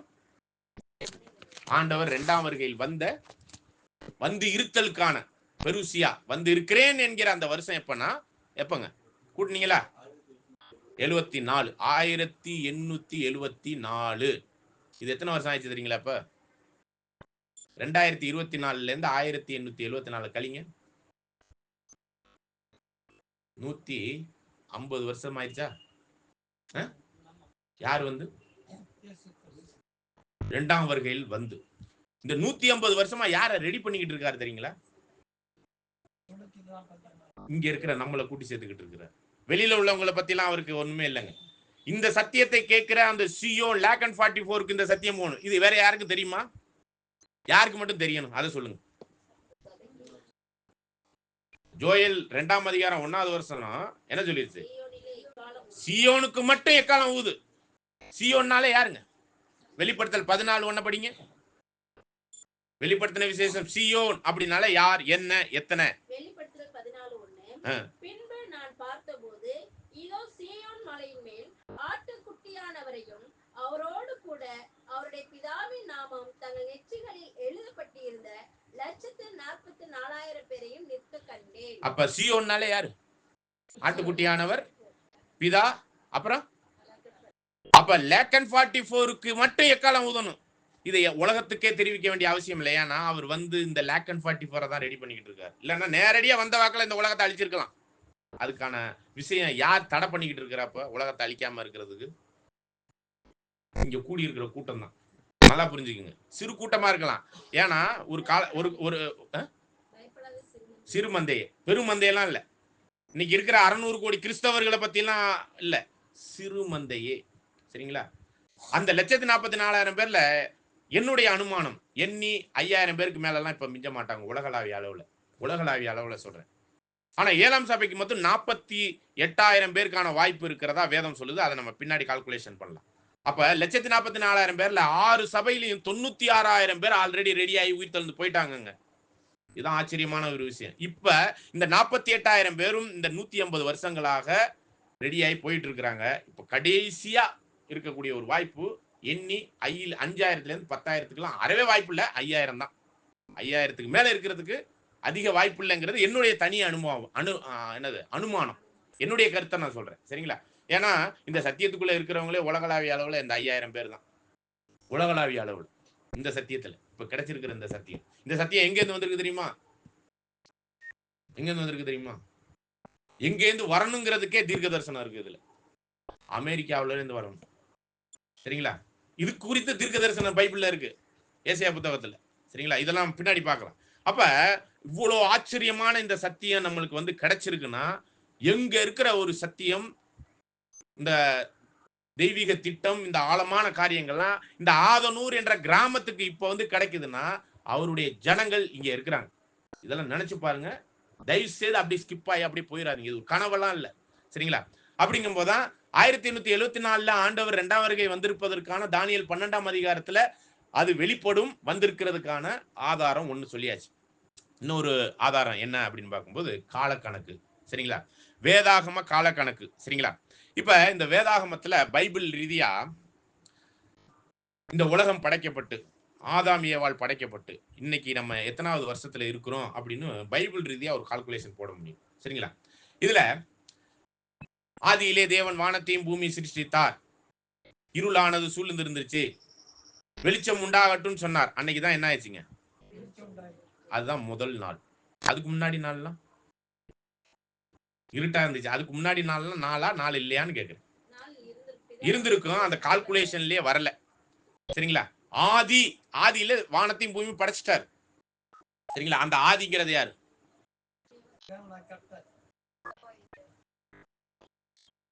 வெளிப்படுத்தின விசேஷம் 3ஆம் அதிகாரம் 14வது வசனம்.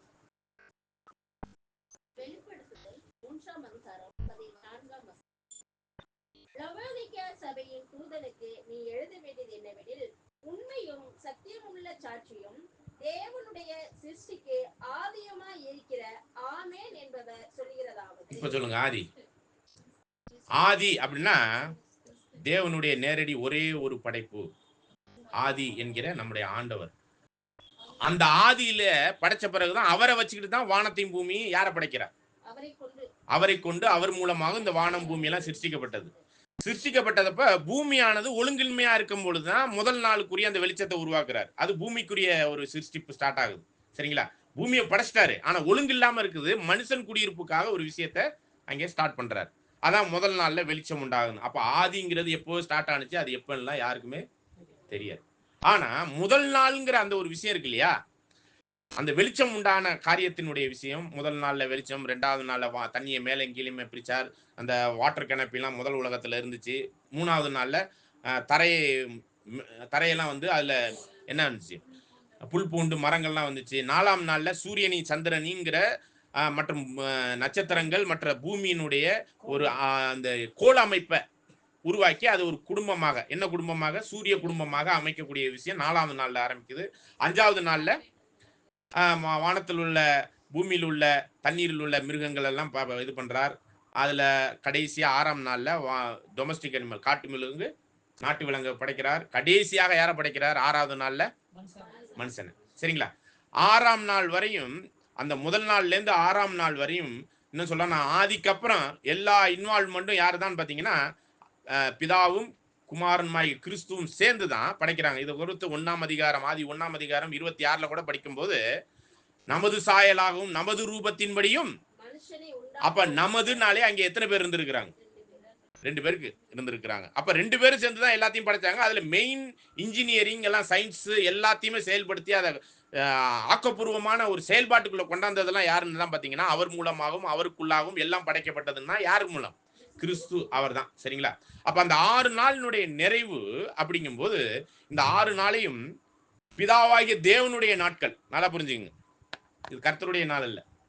ஆதியிலே தேவன் வானத்தையும் பூமியும் படைத்தார், முதல் நாள் இல்லே அப்படிங்கும்போது அந்த இடத்துல கர்த்தருங்கிற வார்த்தையெல்லாம் வராது. தேவன், அது தேவனுடைய நாட்கள் 6 நாளும். சரிங்களா? 2ஆம் அதிகாரத்துல 2வது வசனத்தை படிங்க. பாருங்க, 6 நாள் முடிஞ்சிட்டு 6ஆம் நாள்ல கடைசியா யார் படைச்சது? யாரை படைச்சது? ஆதாமையும் ஏவாளையும் படைச்சிட்டார். சரிங்களா? படைச்சு முடிச்ச பிறகு 7ஆம் நாளிலே தன் கிரியைகளை 6ஆம் நாள்லயே முடிச்சிட்டாரா 7ஆம் நாள்ல முடிச்சாரா?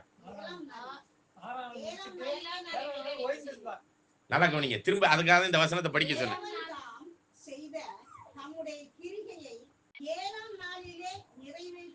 7ஆம் நாள்ல தான் வந்து நிறைவேற்றி முடிக்கிறார ஒழிஞ்சு ஓய்கிறார ஒழிஞ்சு 6ஆம் நாள்லயே நிறைவேற்றி முடிச்சதா இல்ல.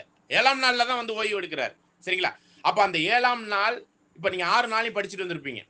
இதுக்கு முன்னாடி படிக்கும்போது முதல் நாள் ஆயிட்டு 2ஆம் நாள் ஆயிட்டு இப்படிலாம் படிச்சுட்டு வந்திருக்கணும்ல. இந்த 7ஆம் நாளுக்குள்ள வந்து ஓய்வு எடுக்கும் போது அதுக்கப்புறம் தான் ஒரு கேரக்டர் வருவார் வரலாறை பத்தி சொல்றதுக்கு. சரிங்களா? அப்படி வரும்பொழுதுதான் தேவனாகிய கர்த்தர் அப்படின்னு ஒரு கேரக்டர் வருவார். சரிங்களா? நீங்க அந்த 7ஆம் நாளிலே தேவன் எல்லா கிரியைகளையும் முடித்து ஓய்ந்தார்னு தான் இருக்கும். சரிங்களா? அப்ப இந்த 7வது நாள் முடிஞ்சிருச்சா? எங்கேயாச்சும் வசனம் காமிக்க முடியுமா? நீங்க 6 நாள் முடிஞ்சிச்சுன்னு இருக்குங்க, 7ஆம் நாள் முடிஞ்சிருச்சா? முடிஞ்சதுன்னு வசனமே இல்லை. அவ்வளவுதான். சரிங்களா? இப்ப 7ஆம் நாளாகிய அந்த ஓய்வு நாள் இருக்குல்ல, ஓய்வு நாளுக்கு ஆண்டவர் யார்? ஓய்வு நாளுக்கு ஆண்டவர் யார்? ஓய்வு நாளுக்கு கர்த்தர் யார்? மனுஷகுமாரன். புதிய ஏற்பாட்டுல நம்ம படிச்சிருக்கோம். சரிங்களா? அப்ப இந்த ஓய்வு நாளா இருக்கக்கூடிய, அதாவது பிதாவாகிய தேவன் ஓய ஆரம்பிச்சிட்டாரு. இந்த 7வது நாள் இன்னைக்கு வரையும் முடியலங்க. அதான் உண்மை. சரிங்களா? இன்னைக்கு வரையும் இந்த 7ஆம் நாள் முடியல. இந்த 7ஆம் நாளுக்கு முழு பொறுப்பும் யார்கிட்ட இருக்கு? மனுஷகுமாரன். அவர் தான் பொறுப்புங்க. இந்த 7வது நாளுக்கு மட்டும். இந்த 7வது நாள் என்பது எத்தனை வருடம் அப்படின்னு பாத்தீங்கன்னா, கர்த்தருக்கு ஒரு நாள் 1000 வருஷம். நம்முடைய ஆண்டவருக்கு ஒரு நாள். இது வந்து 2 பேர் 3:8 படிக்கிறோம். சரிங்களா? கர்த்தருக்கு ஒரு நாள் 1000 வருஷம். பிதாவாகிய தேவனுக்கு ஒரு நாள் அப்படின்னா 7000 வருஷம். சரிங்களா? இதை வந்து பின்னாடி ரொம்ப டீப்பா போய் படிக்கலாம். இப்ப இந்த 7000 வருஷம் முடிஞ்சிருச்சா அப்படின்னு ஒரு கேள்வி கேட்டீங்கன்னா, அதை தான் இப்ப கால்குலேஷன் போட போறோம். சரிங்களா? அதை தான் இப்ப என்ன பண்ண போறோம்? பைபிள் ரீதியா ஒரு கால்குலேஷன் போட போறோம். இவங்க படைக்கப்பட்ட ஆதாம் எந்த நாள்ல படைக்கப்பட்டாங்க? பிதாவினுடைய தேவனுடைய நாள்ல. எந்த நாள்ல படைக்கப்பட்டாங்க? 6ஆம் நாள்ல படைச்சாங்க. சரிங்களா? இதை நீங்க படிச்சீங்கன்னா 6ஆம் நாள் முடிஞ்சதுக்கான வசனம் இருக்கா? படிங்க. 1ஆம் அதிகாரத்துல படிங்க. அப்பொழுது தேவன் தாம் உண்டாக்கின எல்லாவற்றையும் பார்த்தார். அது மிகவும் நன்றாயிருந்தது. சாயங்காலமும் விடியற்காலமாகி 6ஆம் நாள் ஆயிற்று. முடிஞ்சிருச்சா? முடிஞ்சிருச்சா? இது முடிக்கிறதுக்கு முன்னாடி யாரை படைச்சிட்டா? அது வந்து நீங்க எத்தனாவது வசனத்துல படிக்கலாம்? 28 படிங்க. 27. தேவன் தம்முடைய சாயலாக மனுஷனை சிருஷ்டித்தார். அவனை தேவ சாயலாகவே சிருஷ்டித்தார். ஆணும் பெண்ணுமாக அவர்களை சிருஷ்டித்தார். ஓகே. அப்ப 6ஆம் நாள்ல எந்த வருஷத்துல படிச்சாருன்னு நம்மளுக்கு தெரியாது. 6ஆம் நாள்ங்கிறது அது ஒரு 7000 வருஷம். பிதாவாகிய தேவனுக்கு 7000 வருஷம். அதுல எந்த வருஷத்துல ஆதாம் ஏவாளையும் படைச்சு முடிச்சாருங்கிறது தெரியாது. ஆனா 7வது நாளுக்குள்ள வந்த பிறகு விஷயம் என்ன ஆயிடுச்சுன்னா, அது கர்த்தருக்கு பொறுப்பு கொடுத்தாச்சு. நம்முடைய ஆண்டவராகிய யாசுவா மெசியாவுக்கு பொறுப்பு கொடுத்தாச்சு. அப்ப இந்த இடத்துல இருந்து நம்ம ஒரு கால்குலேஷன் பண்ண வேண்டியிருக்கு. ஆனா ஆதாமும் ஏவாளும் எந்த வருஷம் அந்த அதாவது ஆதிங்கிற ஒரு விஷயத்த ஸ்டார்ட் பண்ணிட்டு அதுக்கப்புறம் அந்த வெளிச்சத்தை உண்டாக்குனது முதல் 6 நாள் வரையும் அப்படின்னா, முதல் நாளுக்கு எத்தனை வருஷம் பிதாவுக்கு? 7000. 2வது நாள் 14. 3வது நாள் 7வது வாய்ப்பாடு சொல்லுங்க. 21,000 வருஷம். அப்புறம் 4வது நாள் 28,000 வருஷம். புரியுதுங்களா? 5வது நாள் 35வது வருஷம். அப்புறம் 42,000 வருஷம் முடியும் பொழுது யாரை படைச்சு முடிச்சிட்டாரு? ஏவாளும் எல்லா சிருஷ்டிப்பும் முடிஞ்சிருச்சுங்க. ஒரு கேள்வியை மட்டும் கேட்டுட்டு பின்னாடி பாடத்துல பார்க்கலாம். இனிமே சிருஷ்டிப்பு இருக்கா? இனிமே சிருஷ்டிப்பு இருக்கா? 6 நாள்ல மனுஷனா ஆதாம் ஏவாளை படிச்சு முடிச்சிட்டாரு இல்லையா? இனிமே ஒரு சிருஷ்டிப்பு இருக்குதா? No creation. ஆனா புது சிருஷ்டின்னு ஒண்ணு இருக்குது. சரிங்களா? அது எப்ப படைக்க முடிக்கணும்னா இந்த 7000 வருஷத்துல கிறிஸ்து பொறுப்புல படைச்சு முடிக்கணும். அந்த புது சிருஷ்டி யாரு? 1,44,000 பேர் படைச்சு முடிக்கணும். அந்த பெண்டிங் ஒர்க்கை யார்கிட்ட கொடுத்துட்டாரு? இப்ப பாருங்க எவ்வளவு ஆச்சரியமான சத்தியங்கள்லாம் இருக்கு. ஓகே, இததான் நீங்க அங்க பாத்தீங்கன்னா புரியும். சரிங்களா? தேவனுடைய தெய்வீக திட்டம். முதல் நாள், 2ஆம் நாள், 3ஆம் நாள். இப்ப ஆதாம் படைக்கப்பட்டது முடிஞ்சப்ப 6ஆம் நாள் முடியும் போது 42,000 வருஷம் முடிஞ்சிருச்சு. இது வெளிச்சத்தை உண்டாக்குனதுல இருந்து, ஆதியில இருந்தெல்லாம் எனக்கும் தெரியாதுங்க. சரிங்களா? நம்மளுக்கு வெளிப்பட்ட வரையும் நம்ம இது எங்களுக்கு வெளிப்படலை அப்படின்னு சொல்லக்கூடாதுன்னாங்க. ஏன்னா இதெல்லாம் 1914 இந்த சத்தியம் வந்துருச்சு. யார் கொடுத்தது? கிறிஸ்து 2ஆம் வருகையில வந்து கொடுத்திருக்கிற சத்தியம். அப்படிதான் நாங்க சொல்லுவோம். சரிங்களா? அப்ப 42,000 வருஷம் முடிஞ்சிருச்சு 6 நாள்ல. 7வது நாளினுடைய 7,000 வருஷ கணக்குல தான் இவ்வளவு நாட்கள் போயிருக்குது. அதை தான் பைபிள் ரீதியா நம்ம ஒரு கால்குலேஷன் போட போறோம். ஓகே, அது ஒரு பெண்டிங்ல வச்சுக்கோங்க. இப்ப ஆதாமும் ஏவாளும் 42,000 வருஷத்துக்கு முன்னாடியே படைக்கப்பட்டாச்சு. எந்த வருஷம் படைக்கப்பட்டார்கள் அப்படின்னு ஒரு கேள்வி கேட்கும்போது தான் ஆதாம படைச்ச பிறகு ஒரு விஷயம் நடக்குது. அவருக்கு ஏற்ற துணைய தேவன் என்ன பண்ணிட்டு இருக்காரு? தேடுறாரு. இதெல்லாம் வசனத்தில் அடிப்படையில் நிறைய பார்க்கலாம். ஆனா நான் அதை விளக்கமா சொல்லிட்டு போயிடுறேன். சரிங்களா? இது வந்து 2ஆம் அதிகாரத்தில் உள்ள ஒரு விஷயம். சரிங்களா? அப்ப ஒவ்வொரு துணையும் தேடி கொண்டாந்து ஒவ்வொரு மிருகத்தையும் கொண்டாந்து வச்சு ஆதாம்கிட்ட சொன்னா ஏற்ற துணையை கிடைக்கல.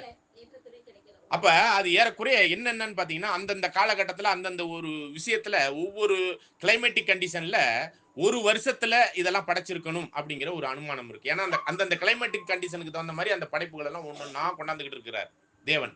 தேவனாகிய கர்த்தர். என்ன சொல்ல போனா இந்த இடத்துல தேவனாகிய கர்த்தருடைய ஒர்க்கை தான் சொல்லப்பட்டிருக்கு. லார்ட் காட், அதாவது நம்முடைய ஆண்டவராகிய கிறிஸ்துவினுடைய ஒர்க் அது. சரிங்களா? அப்ப மனுஷனை படைச்சது எல்லாமே 2 பேரும் சேர்ந்து படைச்சாங்க. அதுல கையை வச்சு மண்ணை பிசைஞ்சு அப்படிங்கிற மாதிரி அந்த வேலையை இறங்கி செஞ்சது யாருன்னு பாத்தீங்கன்னா நம்முடைய ஆண்டவர் தான். சரிங்களா? அப்ப இந்த இடத்துல எல்லா மிருகங்களையும் படைக்கிறாரு. எதனால படைக்கிறாரு? 19வது வசனம், மண்ணினாலே படைத்தார். ஓகேங்களா? ஓகே. அப்ப 2ஆம் அதிகாரம் 19வது வசனம். அப்ப மண்ணினால படைச்ச அந்த ஒவ்வொரு மிருகத்தையும் கொண்டாந்து வச்சு ஒவ்வொரு அந்த கிளைமேட்டிக் ஒரு வருஷத்தினுடைய அந்த கிளைமேட்டிக் கண்டிஷன் முடியும் பொழுது எல்லாத்தையும் படைச்சு கொண்டாந்து வச்சுட்டாரு. ஒண்ணுமே அது ஒரு வருஷம். சரிங்களா? அது ஒரு வருஷம். நல்லா கவனிச்சுக்கோங்க. அது ஒரு வருஷம்.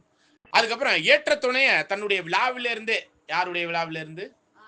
ஆதாமினுடைய விழாவில இருந்து கொண்டாந்து அங்க ஏவாளை படைச்சு கொண்டாந்து வச்ச உடனே ஒரு வருஷம் முடிஞ்சு 2வது வருஷத்துல ஏவாளை கொண்டாந்துட்டார்.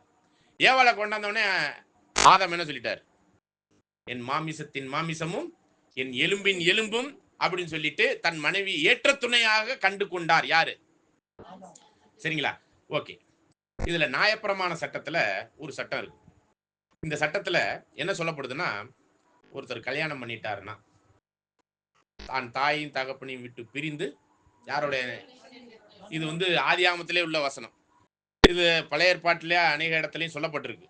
அப்படியாக சேர்ந்து வாழும் பொழுது எப்ப பிரியலாம் அப்படின்னு ஒரு விஷயம் இருக்கு. எப்ப பிரியலாம்? கல்யாணம் பண்ண பிறகு எப்ப 2 பேரும் பிரிஞ்சுக்கலாம் அப்படின்னா, பிரிஞ்சுக்கிறதா டைவர்ஸ சொல்லல. 2 பேரும் ஒன்னாதான் எங்க பார்த்தாலும் சுத்தணுமா. ஒருவேளை போர் வருதுன்னு வச்சுக்கீங்களேன், ஒருவேளை மாப்பிள்ளை வெளியூர் போகணும்னு வச்சுக்கீங்களேன், கல்யாணம் பண்ண பிறகு எத்தனை வருஷம் கழிச்சு போகணும்? 1 வருஷம் நியாயப்பிரமாணம் சொல்லுது. சரிங்களா? இப்போ போர் வருதுன்னா அந்த புது மாப்பிள்ளை போகக்கூடாது.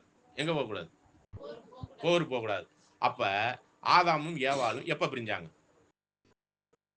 1 வருஷம் கழிச்சு தான் பிரிஞ்சிருக்க முடியும். அப்படி பிரியும் போதுதான் எவன் வந்தான்?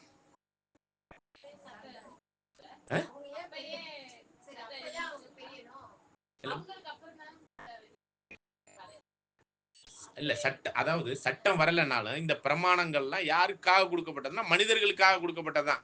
ஏற்ற காலம் வரும்போது மோசையிட்ட காலத்துல தான் கொடுக்கப்படுது. அது பிற்பாடுதான் நம்மளுக்கு புரிய வருது. எல்லா பிரமாணத்தையும் நீதியும் தேவன் ஆதியிலேருந்து வச்சிருக்கிறவர் தான். அவர் நீதி உள்ள தேவன். அந்த பிரமாணங்கள்லாம் யாருடையது? தேவ நீதி யாருடையதுங்க? தேவனுடையது. அந்த ஏற்ற காலம் வரும்போது தான் கொடுக்கிறார். அப்ப இது நம்ம புரிந்து கொள்வதற்காக தான் இதை நம்ம அண்டர்ஸ்டாண்ட் பண்றோம். அப்ப எத்தனை வருஷம் அவர்கள் 6ஆம் நாள்ல இருந்திருக்கலாம்? பிதாவாகிய தேவனுடைய 6ஆம் நாள்னா 7000 வருஷம் இருக்கு இல்லையா? 42,000 வருஷம் முடியறதுக்குள் 40வது வருஷத்துலதான் 40வது 1000 வருஷத்துலதான் யார் படைக்கப்பட்டிருக்கணும்? ஆதாம். அதுக்கப்புறம் 1 வருஷம் வரையும் ஆடு மாடு இது மாதிரி மிருகங்கள்லாம் படைச்சு முடிக்கும் போது ஏவாள் படைக்கப்படுறாங்க. ஏவாளோடு 1 வருஷம் சேர்ந்து இருந்திருக்கணும். சேர்ந்திருக்கும் பொழுது 42வது வருஷம், அதுதான் 6ஆம் நாளினுடைய முடியும் பொழுது யார் பிரிஞ்சிருப்பாங்க? ஆதாம் ஏவாள். இன்னொரு விஷயத்துல அதை பார்க்கலாம். எப்படின்னா, அந்த நாள்ங்கிறது எப்ப ஸ்டார்ட் ஆகும்? மாலையும் பாருங்க. ஆதியாகமம் 1ஆம் அதிகாரம் 3வது வசனத்தை படிங்க. ஆதியாகமம் 1ஆம் அதிகாரம் 3ஆம் வசனம். தேவன் வெளிச்சம் உண்டாக கடவுது என்றார். தேவன் வெளிச்சம் உண்டாக கடவுது என்றார். வெளிச்சம் உண்டாயிற்று. வெளிச்சம் நல்லது என்று தேவன் கண்டார். வெளிச்சத்தையும் இருளையும் தேவன் வெவ்வேறாக பிரித்தார். தேவன் வெளிச்சத்துக்கு பகல் என்று பெயரிட்டார், இருளுக்கு இரவு என்று பெயரிட்டார். சாயங்காலமும் விடியற் காலமாகிய முதலாம் நாள். அப்ப சாயங்காலத்துல இருந்து தான் ஒரு நாள் தேவனை பொறுத்த மட்டும் நாள் ஸ்டார்ட் ஆகும். இன்னைக்கு இஸ்ரேலுடைய நாள் எப்பதான் ஸ்டார்ட் ஆகும்? அப்ப சாயந்தரத்துல இருந்து தான் ஒரு நாள் ஸ்டார்ட் ஆகும். இப்படி சாயந்தரம்னாலே வேதம் என்ன சொல்லுதுங்க? அழுகை, பற்கடிப்பு. அப்ப பழத்தை தின்னுட்டு சாபமான காரியம்லாம் எப்பதான் இவங்களுக்கு ஸ்டார்ட் ஆயிருக்கும்? 7வது நாளின் முதல் டேட்ல தான் அவங்களுக்கு அந்த நிகழ்வு நடந்தது. எது? பழத்தை சாப்பிட்டுட்டு அந்த சாபத்துக்குள்ள அந்த அழிவுக்குரிய அந்த அழுகையின் பற்கடிப்பும் உள்ள ஒரு சூழ்நிலைக்குரிய ஒரு வேதனை உள்ள இடத்துக்கு மாலையிலே அழுகை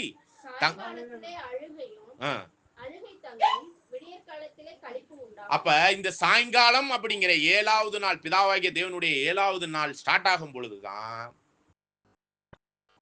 என்ன ஆயிருக்குது, 2 வருஷம் முடிஞ்சிருக்கு இவங்களுக்கு. இந்த 7வது 1000 வருஷத்துக்குள்ள ஸ்டார்ட் ஆயிட்டாங்க. அதாவது 7000 வருஷத்தினுடைய முதல் வருஷத்துக்குள்ள என்ட்ரி ஆயிட்டாங்க. அழுகை ஸ்டார்ட் ஆயிருக்கு. இதுல இருந்து தான் இப்ப நம்ம ஸ்டார்ட் பண்ணணும். என்ன இது? வேத ரீதியான கால கணக்கு. ஆல்ரெடி ஆதாமுக்கு எத்தனை வயசாயிருச்சு? 7ஆம் நாள் ஸ்டார்ட் ஆகும்போது, பிதாவாகிய தேவனுக்கு 7ஆம் நாள் ஸ்டார்ட் ஆகும்போது ஆதாமுக்கு எத்தனை வயசாயிருச்சு? 2 வயசாயிருச்சு. சரிங்களா? 42 1000 தானே நம்ம சொன்னோம். ஆமா, 2 வயசாயிருச்சு. அதாவது நான் தப்பா சொல்லிட்டேன்னு நினைக்கிறேன். அப்படியா? 42 1000 வருஷம்னா இந்த கடைசி 1000 வருஷத்துல 4198வது வருஷத்துல தான் என்ன இருக்கணும், ஆதாம் பாவம் செஞ்சிருக்கணும். அதை தப்பா சொல்லிட்டேன். ஓகே. அப்ப இதுல இந்த 2 வருஷம் கழிச்ச பிறகுதான் 7வது 1000 வருஷம் ஸ்டார்ட் ஆகுது. அப்ப 2 வருஷத்தை நம்ம பெண்டிங்ல சேர்த்து வச்சுக்குவோம். சரிங்களா? இது நம்மளுக்கு கரெக்டா அந்த 2ஆம் வருகையின் காலத்துக்கு கரெக்டா வரும். அதுக்காக தான். சரிங்களா? இப்ப என்ன பண்ணலாம்னா ஆதியாகமத்துல 5ஆம் அதிகாரத்துல 3வது வசனத்தை வாசிங்க. ஆதியாகமம் 5ஆம் அதிகாரம் 3ஆம் வசனம். ஆதாம் 130 வயதான போது தன் சாயலாக தன் ரூபத்தின்படியே ஒரு குமாரனை பெற்று அவனுக்கு சேத் என்று பெயரிட்டான். ஆதாம் சேத்தை பெற்ற பின் 800 வருஷம் உயிரோடு இருந்து குமாரனையும் குமாரத்திகளையும் பெற்றார். ஆதாம் உயிரோடு இருந்த நாளெல்லாம் 930 வருஷம். ஓகே. இப்ப என்னன்னு பாத்தீங்கன்னா, இந்த காலக்கணக்கை பார்க்க போறதுக்கு முன்னாடி நம்ம 6ஆம் நாளினுடைய ஸ்டார்டிங்லயே ஆதாமுக்கு 2 நாள் போயிருச்சுங்கிறப்ப அந்த அதை எப்பயுமே மைனஸ்ல வச்சுக்குவோம். நம்ம கடைசியில மொத்தமா கூட்டிட்டு அந்த 2 வருஷத்தை மைனஸ் பண்ணிக்குவோம். சரிங்களா? இப்ப சேத்து பிறக்கும் போது ஆதாமுக்கு என்ன வயசு அப்படின்னா 130. ஏன்னா ஆதாமுக்கு சேத்து பிறக்கிறார். சேத்துக்கு அடுத்தடுத்த புத்திரர்களுடைய அந்தந்த வயசை பார்த்தோம்னா கரெக்டா எந்த வருஷத்துல எத்தனை வருஷம் ஆயிட்டு இருக்குங்கிறத ஈஸியா கண்டுபிடிச்சிடலாம். எப்படின்னு பாத்தீங்கன்னா, ஆதாமுக்கு சேத்து 130 வயசுல பிறக்கிறாருன்னா ஆல்ரெடி அவருக்கு 130 வயசு ஆயிருச்சு. அப்ப சேத்துக்கு 0 வயசு. சேத்துக்கு என்ன வயசு? 0 வயசு. இப்ப சேத்தினுடைய டேட்ல அடுத்த, அதாவது சேத்தினுடைய பையன் பிறக்கிறார் இல்லையா, அதுதான் நம்மளுக்கு நம்ம லூக்காவிலையும் வரும், மத்தேயுல கூட அந்த ஒரு இவருக்கு இவர் பிறந்தார்லாம் வரும் இல்லையா, அந்த கால்குலேஷன் படி நம்ம இதுல பார்க்க போறோம். சரிங்களா? அப்ப சேத்துக்கு யார் பிறக்கிறா அப்படின்னு பாத்தீங்கன்னா ஏனோஸ் அப்படிங்கிறவர் பிறக்கிறார். 6வது வசனத்தை படிங்க. பாருங்க, 130 வயசு சேத்து ஆதாம் இருக்கும் பொழுது சேத்த பிறக்கிறார். அங்கேருந்து 0 வயசு யாருக்கு ஸ்டார்ட் ஆகுது? சேத்துக்கு. இப்ப சேத்தினுடைய 0 வயசுல இருந்து 105 வயசுல ஏனோஸ் பிறக்கிறார். அப்படின்னா 130 பிளஸ் 105 அப்படிங்கிற ஒரு இதை கூட்டிக்கிட்டே வாங்க. சரிங்களா? ஓகே. அடுத்தது ஏனோஸுக்கு யார் பிறக்கிறான்னா கேனான் அப்படிங்கிறவர். 5ஆம் அதிகாரம் 9வது வசனம். அப்ப இதுல இப்ப 130 பிளஸ் 105 பிளஸ் இப்ப எதை கூட்டணும்? இப்ப 235 பிளஸ் 90.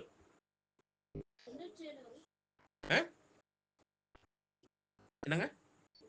சரி, நீங்க மொத்தமா போட்டுட்டு வாங்க, கடைசியா கூட்டிக்குவோம். சரிங்களா? ஓகே. ஏனோஸுக்கு கேனான் பிறந்தார். கேனானுக்கு மகா லேமே அப்படிங்கிறவர். 5ஆம் அதிகாரம் 12வது வசனத்தை வாசிங்க. 5ஆம் அதிகாரம் 12ஆம் வசனம். கேனான் 70 வயதான போது மகலாலேயை பெற்றார். மகலாலேல் அப்படிங்கிறப்ப 70 கூட்டிக்கணும். சரிங்களா? அடுத்தது வந்து 5ஆம் அதிகாரம் 15வது வசனம். மகலாலேல் 65 வயதான போது யாரேதை பெற்றான். அப்ப இதுல இப்ப எத்தனை வயசை கூட்டிக்கணும்? இப்ப 65. சரிங்களா? அடுத்தது பாத்தீங்கன்னா யாரேத் ஏனோக்கை பிறக்கிறார். அதான் ஏனோக்குங்கிறது 7ஆம் தலைமுறையில் உள்ள ஏனோக். அவர் தான் எடுத்துக்கொள்ளப்பட்டாருங்கிற ஒரு விஷயத்தெல்லாம் நம்ம படிப்போம். அதை பின்னாடி படிக்கலாம். ஏனோக் எத்தனை வயசுல பிறக்கிறாரு? 65 வயதான போது மெத்துசலாவை பெற்றார். அப்ப என்னது? ஏனோக்கு. ஏனோக்கு பிறக்கும்போது எவ்வளவுங்க? ஏனோக்கு பிறக்கும்போது 65. மகலாயேல் 65 வயதான போது யாரேசை பெற்றார். யாரேஸ் ஏனோக்கை பிறக்கும்போது 162 வயதான போது ஏனோக்கை பெற்றார். புரியுங்களா? இப்ப 65க்கு அப்புறம் 165 கூட்டிக்கங்க. சரிங்களா? ஓகே. அடுத்தது பாத்தீங்கன்னா ஏனோக்கு மெத்துசலாவை எப்பனாக்கி 21வது வசனத்தை வாசிங்க. ஏனோக்கு 65 75 வயதான போது மெத்துசலாவை பெற்றான். மெத்துசலா லாமேக்குக்கு பிறக்கிறாரு. அது வந்து 25வது வசனத்துல இருக்கு. அதை படிங்க. மெத்துசலா 187 வயதான போது லாமேக்கை பெற்றான். ஓகே, இப்ப 187 கூட்டிக்கங்க அதோட. சரிங்களா? லாமேக்குக்கு நோவா பிறக்கிறார். சரிங்களா? அது வந்து 28வது வசனத்துல வாசிங்க. லாமேக்கு 122 வயதான போது ஒரு குமாரனை பெற்று 182 82 வயதான பொழுது ஒரு குமாரனை பெற்று கர்த்தர் சபித்த பூமியிலே நமக்கு உண்டான வேலையிலும் நம்முடைய அது யாரை பெற்றாருங்க? நோவாவை பெற்றார். சரிங்களா? நோவா என்று பெயரிட்டான். ஓகே, இப்ப அடுத்தது வந்து நோவா ஜலப்பிரளயம் வர்ற வரையும் அவருக்கு என்ன வயசு அப்படிங்கும்போது 7ஆம் அதிகாரம் 6வது வசனத்தை வாசிங்க. அதாவது ஜலப்பிரளயம்னா நோவாவின் நாட்கள்ல ஜலப்பிரளயம் வந்துச்சு இல்லையா, அந்த வருஷம் படிங்க.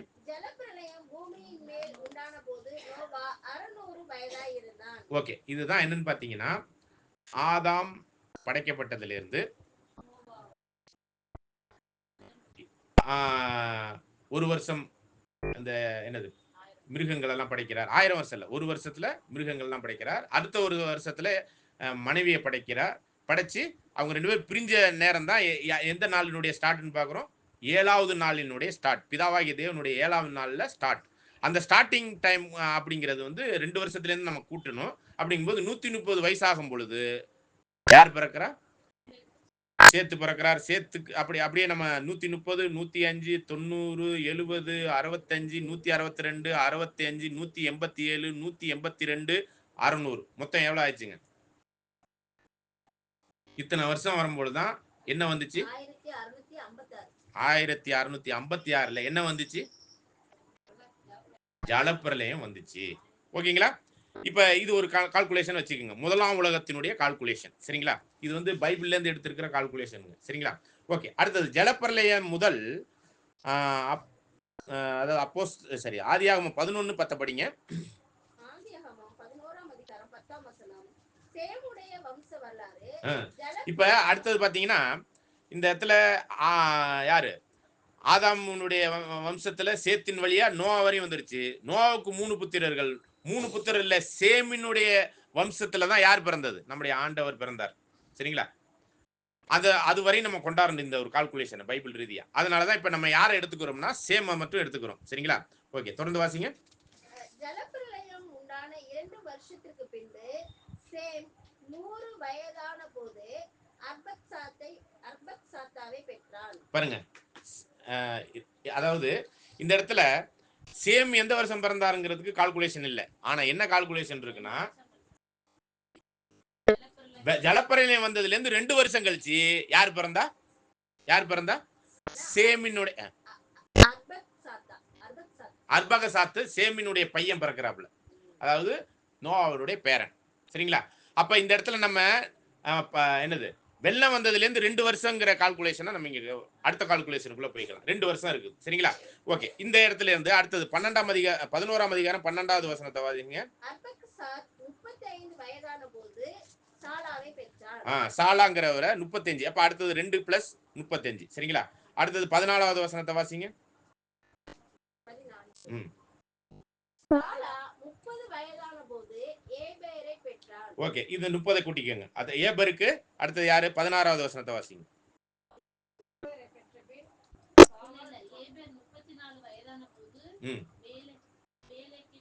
பேலேக்கு. அப்ப 34 அடுத்தது கூட்டிக்கங்க. சரிங்களா? பேலேக்கு அடுத்தது வந்து 18வது வசனத்தை வாசிங்க. ரெகுவை பெற்றார். 30 கூட்டிக்கங்க. ரெகுவுக்கு 20வது வசனத்தை வாசிங்க. 32 வயதான போது செருகை பெற்றார். 32 கூட்டிக்கங்க. செருகுக்கு நாகோர் 22வது வசனத்தை வாசிங்க. செருகு 30 வயதான போது நாகோரை பெற்றார். நாகோர் யாருங்க? ஓகே, தாத்தா. சரிங்களா? ஓகே, அதே 24வது வசனத்தை வாசிங்க. இதுல 30 வயசை கூட்டிக்கங்க. அடுத்தது 24 படிங்க. 29 வயதான போது தேராகை பெற்றார். இந்த தேராகுக்கு அப்புறம் 32வது வசனத்தை வாசிங்க. 32வது வசனம். தேராகுடைய ஆயுசு நாட்கள் 205 வருஷம். ம் தேராக ஆரானிலே மரித்தான். ஓகேங்களா? Okay, sorry மன்னிச்சுங்க. ஓகே, அப்ப இதுல தான் என்னன்னு பாக்குறோம்னா 205 வயசுல யாரு சாவுறா? தேராகு. தேராகு சாகுறார். சரிங்களா? இப்ப இத ஒரு கூட்டி போட்டுருங்க. எத்தனை வருதுன்னு பாருங்க. தேராகு சாவுற, அதாவது ஜலப்பிரளயத்திலிருந்து தேராகுனுடைய மரணம் வரையும் எத்தனை வருஷம்? அதாவது ஜலப்பிரளயத்திலிருந்து 2 வருஷம், அதுக்கப்புறம் 35 வருஷம், அதுக்கப்புறம் 30 வருஷம். 2180. நான் கேட்கிறது ஜலப்பிரளயத்திலிருந்து மட்டும் கூட்டுங்க. 427 வருஷம். அதாவது ஜலப்பிரளயத்திலிருந்து தேராகினுடைய மரணம் வரையும் எத்தனை வருஷம்? 427. சரிங்களா? நம்ம ஜலப்பிரளயம் வரையும் ஒரு கால்குலேஷன் போட்டுட்டோம். அதுக்கப்புறம் ஜலப்பிரளயத்திலிருந்து தேராகினுடைய மரணம் வரையும் 427. சரிங்களா? பாருங்க, கூட்டல் கழிக்கெல்லாம் பண்ண வேண்டியிருக்கு சத்தியங்கிறதுக்கு. ஓகே, இப்ப தேராகுல இருந்து ஒரு விஷயத்த நம்ம புரிஞ்சுக்கணும்னா கலாத்தியர் 3ஆம் அதிகாரத்துல 17ல இருந்து படிங்க. கலாத்தியர் 3ஆம் அதிகாரம் வசனம் 17 முதல். ஆதலால் நான் சொல்லுகிறது என்னவெனில், கிறிஸ்துவை முன்னிட்டு தேவனால் முன் உறுதி பண்ணப்பட்ட உடன்படிக்கையை 430 வருஷத்திற்கு பின்பு உண்டான நியாய பிரமாணத்தை தள்ளி வாக்குத்தத்தத்தை வியர்த்தமாக்க மாட்டாது. தொடர்ந்து. அன்றியும் சுதந்திரமானது நியாய பிரமாணத்தினாலே உண்டானால் அது வாக்குத்தத்தத்தினாலே உண்டாயிராது. ஓகே, அப்ப தேராகு செத்தப்பதான் ஒரு விஷயம் நடக்குது. ஆபிரகாம் என்ன பண்றாருன்னா இங்க இருந்து கிளம்புறாரு. அப்படி கிளம்பக்கூடிய இதுல தான் என்ன வசனம் படிக்கிறோம்னா 75 வயசாகுது. யாருக்கு? சரிங்களா? ஆபிரகாமுக்கு என்ன வயசு? 75 வயசு. சரிங்களா? அப்படிங்கும் போதுதான் அந்த வாக்குத்தத்தம் கொடுக்கப்பட்டது. எப்ப? ஆபிரகாமுக்கு கொடுக்கப்பட்டது. நல்லா கவனிங்க. இந்த வாக்குத்தத்தம் ஆபிரகாமுக்கு கொடுக்கப்படுற அந்த ஒரு விஷயத்துல எத்தனை வருஷம் போட்டிருக்கு? 430.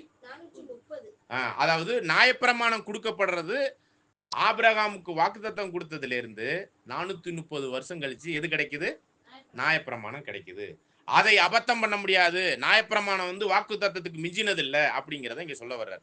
அப்ப 400, அதாவது ஆபிரகாம் 75 வயசாகும் போது தேராகு சாகுறாரு. அந்த சாகும் பொழுதுதான் இவர் அங்கிருந்து கிளம்புறாரு. அப்படி கிளம்பக்கூடிய வருஷத்திலிருந்து வாக்குத்தத்தம் கொடுக்கப்பட்ட வருஷத்திலிருந்து நியாயப்பிரமாணம் கொடுக்கப்பட்டது எத்தனை வருஷத்துல?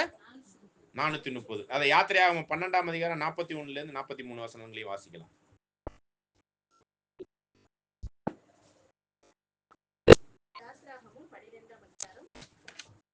41ல இருந்து 43. 430 வருஷம் முடிந்த அன்றைய தினமே கர்த்தருடைய சேனைகள் எல்லாம் எகிப்து தேசத்திலிருந்து புறப்பட்டது. அதுக்கப்புறம் தான் நியாயப்பிரமாணத்தின் காலங்கள் ஸ்டார்ட் ஆகுது மோசேக்குள்ளாக. சரிங்களா? அப்ப ஆபிரகாம்ல இருந்து இஸ்ரேல் ஜனங்கள் எகிப்தை விட்டு புறப்பட்ட நாள் இருக்கு இல்லையா? அது எப்போது? 430. இப்ப நம்ம இடையில உள்ள கால்குலேஷன்லாம் லேட்டா பார்த்துக்கோ. ஏன்னா ஈஸியா நம்மளுக்கு அவங்களே கால்குலேஷன் பண்ணி கொடுத்துட்டாங்க. அதனால நம்ம அதை பெருசா நம்ம மைண்டை போட்டு இது பண்ணிக்க வேண்டாம். சரிங்களா? ஓகே, இது ஒரு கால்குலேஷன் கிடைச்சிருச்சு. சரிங்களா? அதுக்கப்புறம் பாலைவனத்துல எத்தனை வருஷம் இருந்தாங்க? 40 வருஷம். சரிங்களா? அதுக்கு இன்னும் வசனத்தோட போகணுமா? வசனம் வேணா நீங்க நோட் பண்ணிக்கோங்க. அதாவது இந்த ஒரு காரியத்துல இஸ்ரேல் ஜனங்கள் பாரானுக்கு வந்த மட்டும் என்னாகும் 33 மற்றும் என்னாகும் 10ஆம் அதிகாரத்துல 11 முதல் 22 வசனத்துல அங்கே ஒரு வருஷம் கழிச்ச பிறகு, அதாவது பாலைவனத்துல ஒரு வருஷம் கழிச்சு வந்த பிறகு இவங்க தேசத்தை வேவு பார்க்க போறாங்க. 12 பேர். அப்படி பார்த்துட்டு வந்தபோது 10 பேர் துர்ச்செய்தி சொன்னாங்க, 2 பேர் நற்செய்தி சொன்னாங்க. அப்படி சொன்னதுப்ப அவங்க துர்ச்செய்தி சொன்னதை தான் ஜனங்கள் ஏத்துக்கிட்டாங்க. நற்செய்தி சொன்ன காலேபையும் யோசுவாவையும் ஏற்றுக்கொள்ளல. சரிங்களா? அதனால தேவன் என்ன சொல்லிட்டாருன்னா 40 நாள் இந்த 40 வருஷமும் பாலைவனத்திலே நீங்க கடங்கன்னு சொல்லிட்டாரு. அப்ப ஆல்ரெடி ஒரு வருஷம் பாலைவனத்துல ஆயிடுச்சு. மிச்சம் இருக்கிற 39 வருஷமும் பாலைவனத்துல இருந்துட்டு கானானுக்குள்ள போறாங்க. இதான் 40 வருஷத்தினுடைய மொத்த கால்குலேஷன். அதாவது நீங்க எப்படி தப்பா எடுத்துக்கூடாதுன்னா ஒரு வருஷம் முடிஞ்சிருச்சு இனிமே தான் 40 அப்படின்னு 41 கணக்கு பண்ணக்கூடாது. ஜெயிலுக்குள்ள நம்மளை பிடிச்சிட்டு போறாங்கன்னா தண்டனை கிடைக்கிறதுக்கு முன்னாடியே ஜெயில இருப்போம். அந்த நாட்களையும் சேர்த்து தான் என்ன பண்ணுவாங்க, ஒரு 2 வருஷம் தண்டனை கொடுக்குறாங்கன்னு வச்சுங்க ஜட்ஜி. நம்ம 6 மாசம் ஜெயில வச்சு விசாரணை பண்ணியிருப்பாங்கல்ல, அந்த 6 மாசத்தையும் கழிச்சுட்டு 1.5 வருஷத்துக்கு தான் நம்மளுக்கு. அதே மாதிரி தான் இந்த இடத்துல 40 வருஷம் தான் என்னங்க இந்த பாலைவன யாத்திரை. சரிங்களா? அப்ப 40 வருஷம் கழிச்ச பிறகு இது உபாகமம் 8ஆம் அதிகாரம் 2வது வசனத்திலே இருக்கு, படிக்கலாம். உபாகமம் 8ஆம் அதிகாரம் 2ஆம்.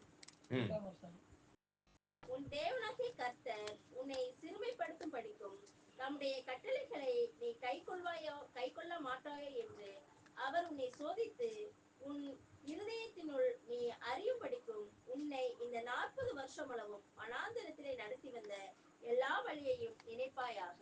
ஓகே, அப்ப இது 40 வருஷங்கிறது கிளியர் ஆயிடுச்சு. சரிங்களா? அதுக்கப்புறம் ஜோசுவா கைக்கு முதல் நியாயாதிபதி யாருங்க?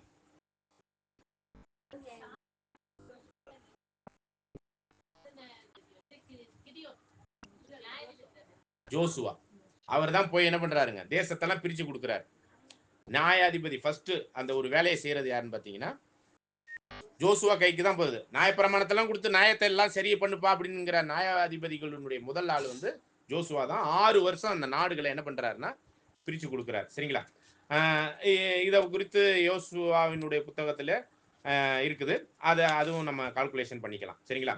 ஓகே, அடுத்தது நியாயாதிபதிகள் காலம்ங்கிறது அப்போஸ்தலர் 13ஆம் அதிகாரம் 20வது வசனம். சரி, இப்ப இதை கூட்டிட்டீங்களா? இது மொத்தம் எவ்வளவு? அதாவது மொத்தம் 40 வருஷம். ஜோசுவா நாட்டை பிரிச்சு கொடுத்தது ஒரு 6 வருஷம். மொத்தம் எத்தனை வருஷம்? 46 வருஷம். இது ஒரு எகிப்திலேருந்து வெளியே வந்ததுலேருந்து உள்ள ஒரு கால்குலேஷன். இப்ப நியாயாதிபதிகள்ங்கிறது அங்கே நாட்டுக்கு போன பிறகு மொத்தம் எத்தனைங்கிறத நம்ம பார்க்கலாம். சரிங்களா? அது வந்து அப்போஸ்தலர் 13ஆம் அதிகாரத்துல 20வது வசனம். அதாவது பிரிச்சு கொடுத்த பிறகுதான் உண்மையான நியாயாதிபதிகளினுடைய ஒர்க் வருது. நீங்க சொல்ற மாதிரி ஒத்தினையிலேருந்து வரும். சரிங்களா? ஆனா அதனுடைய மேற்பார்வைக்குரிய நியாயாதிபதிகளுடைய ஒர்க்கையும் யார் பண்ணதுன்னு பாத்தீங்கன்னா ஜோசுவா சேனாதிபதியாகவும் இருந்து நியாயாதிபதிக்குரிய ஒர்க்கையும் பண்ணாரு. ஆனா அதுல நியாயாதிபதியினுடைய விஷயத்துல முதலா நம்ம அவரை எடுத்துக்கிறது இல்லை எப்பயுமே. ஆனா நியாயாதிபதிகளின் காலம் அப்படின்னு பர்டிகுலரா பார்த்தோம்னா அந்த நாடெல்லாம் பிரிச்சு கொடுத்த பிறகு அப்போஸ்தலர் 13:20 படிக்கலாம்.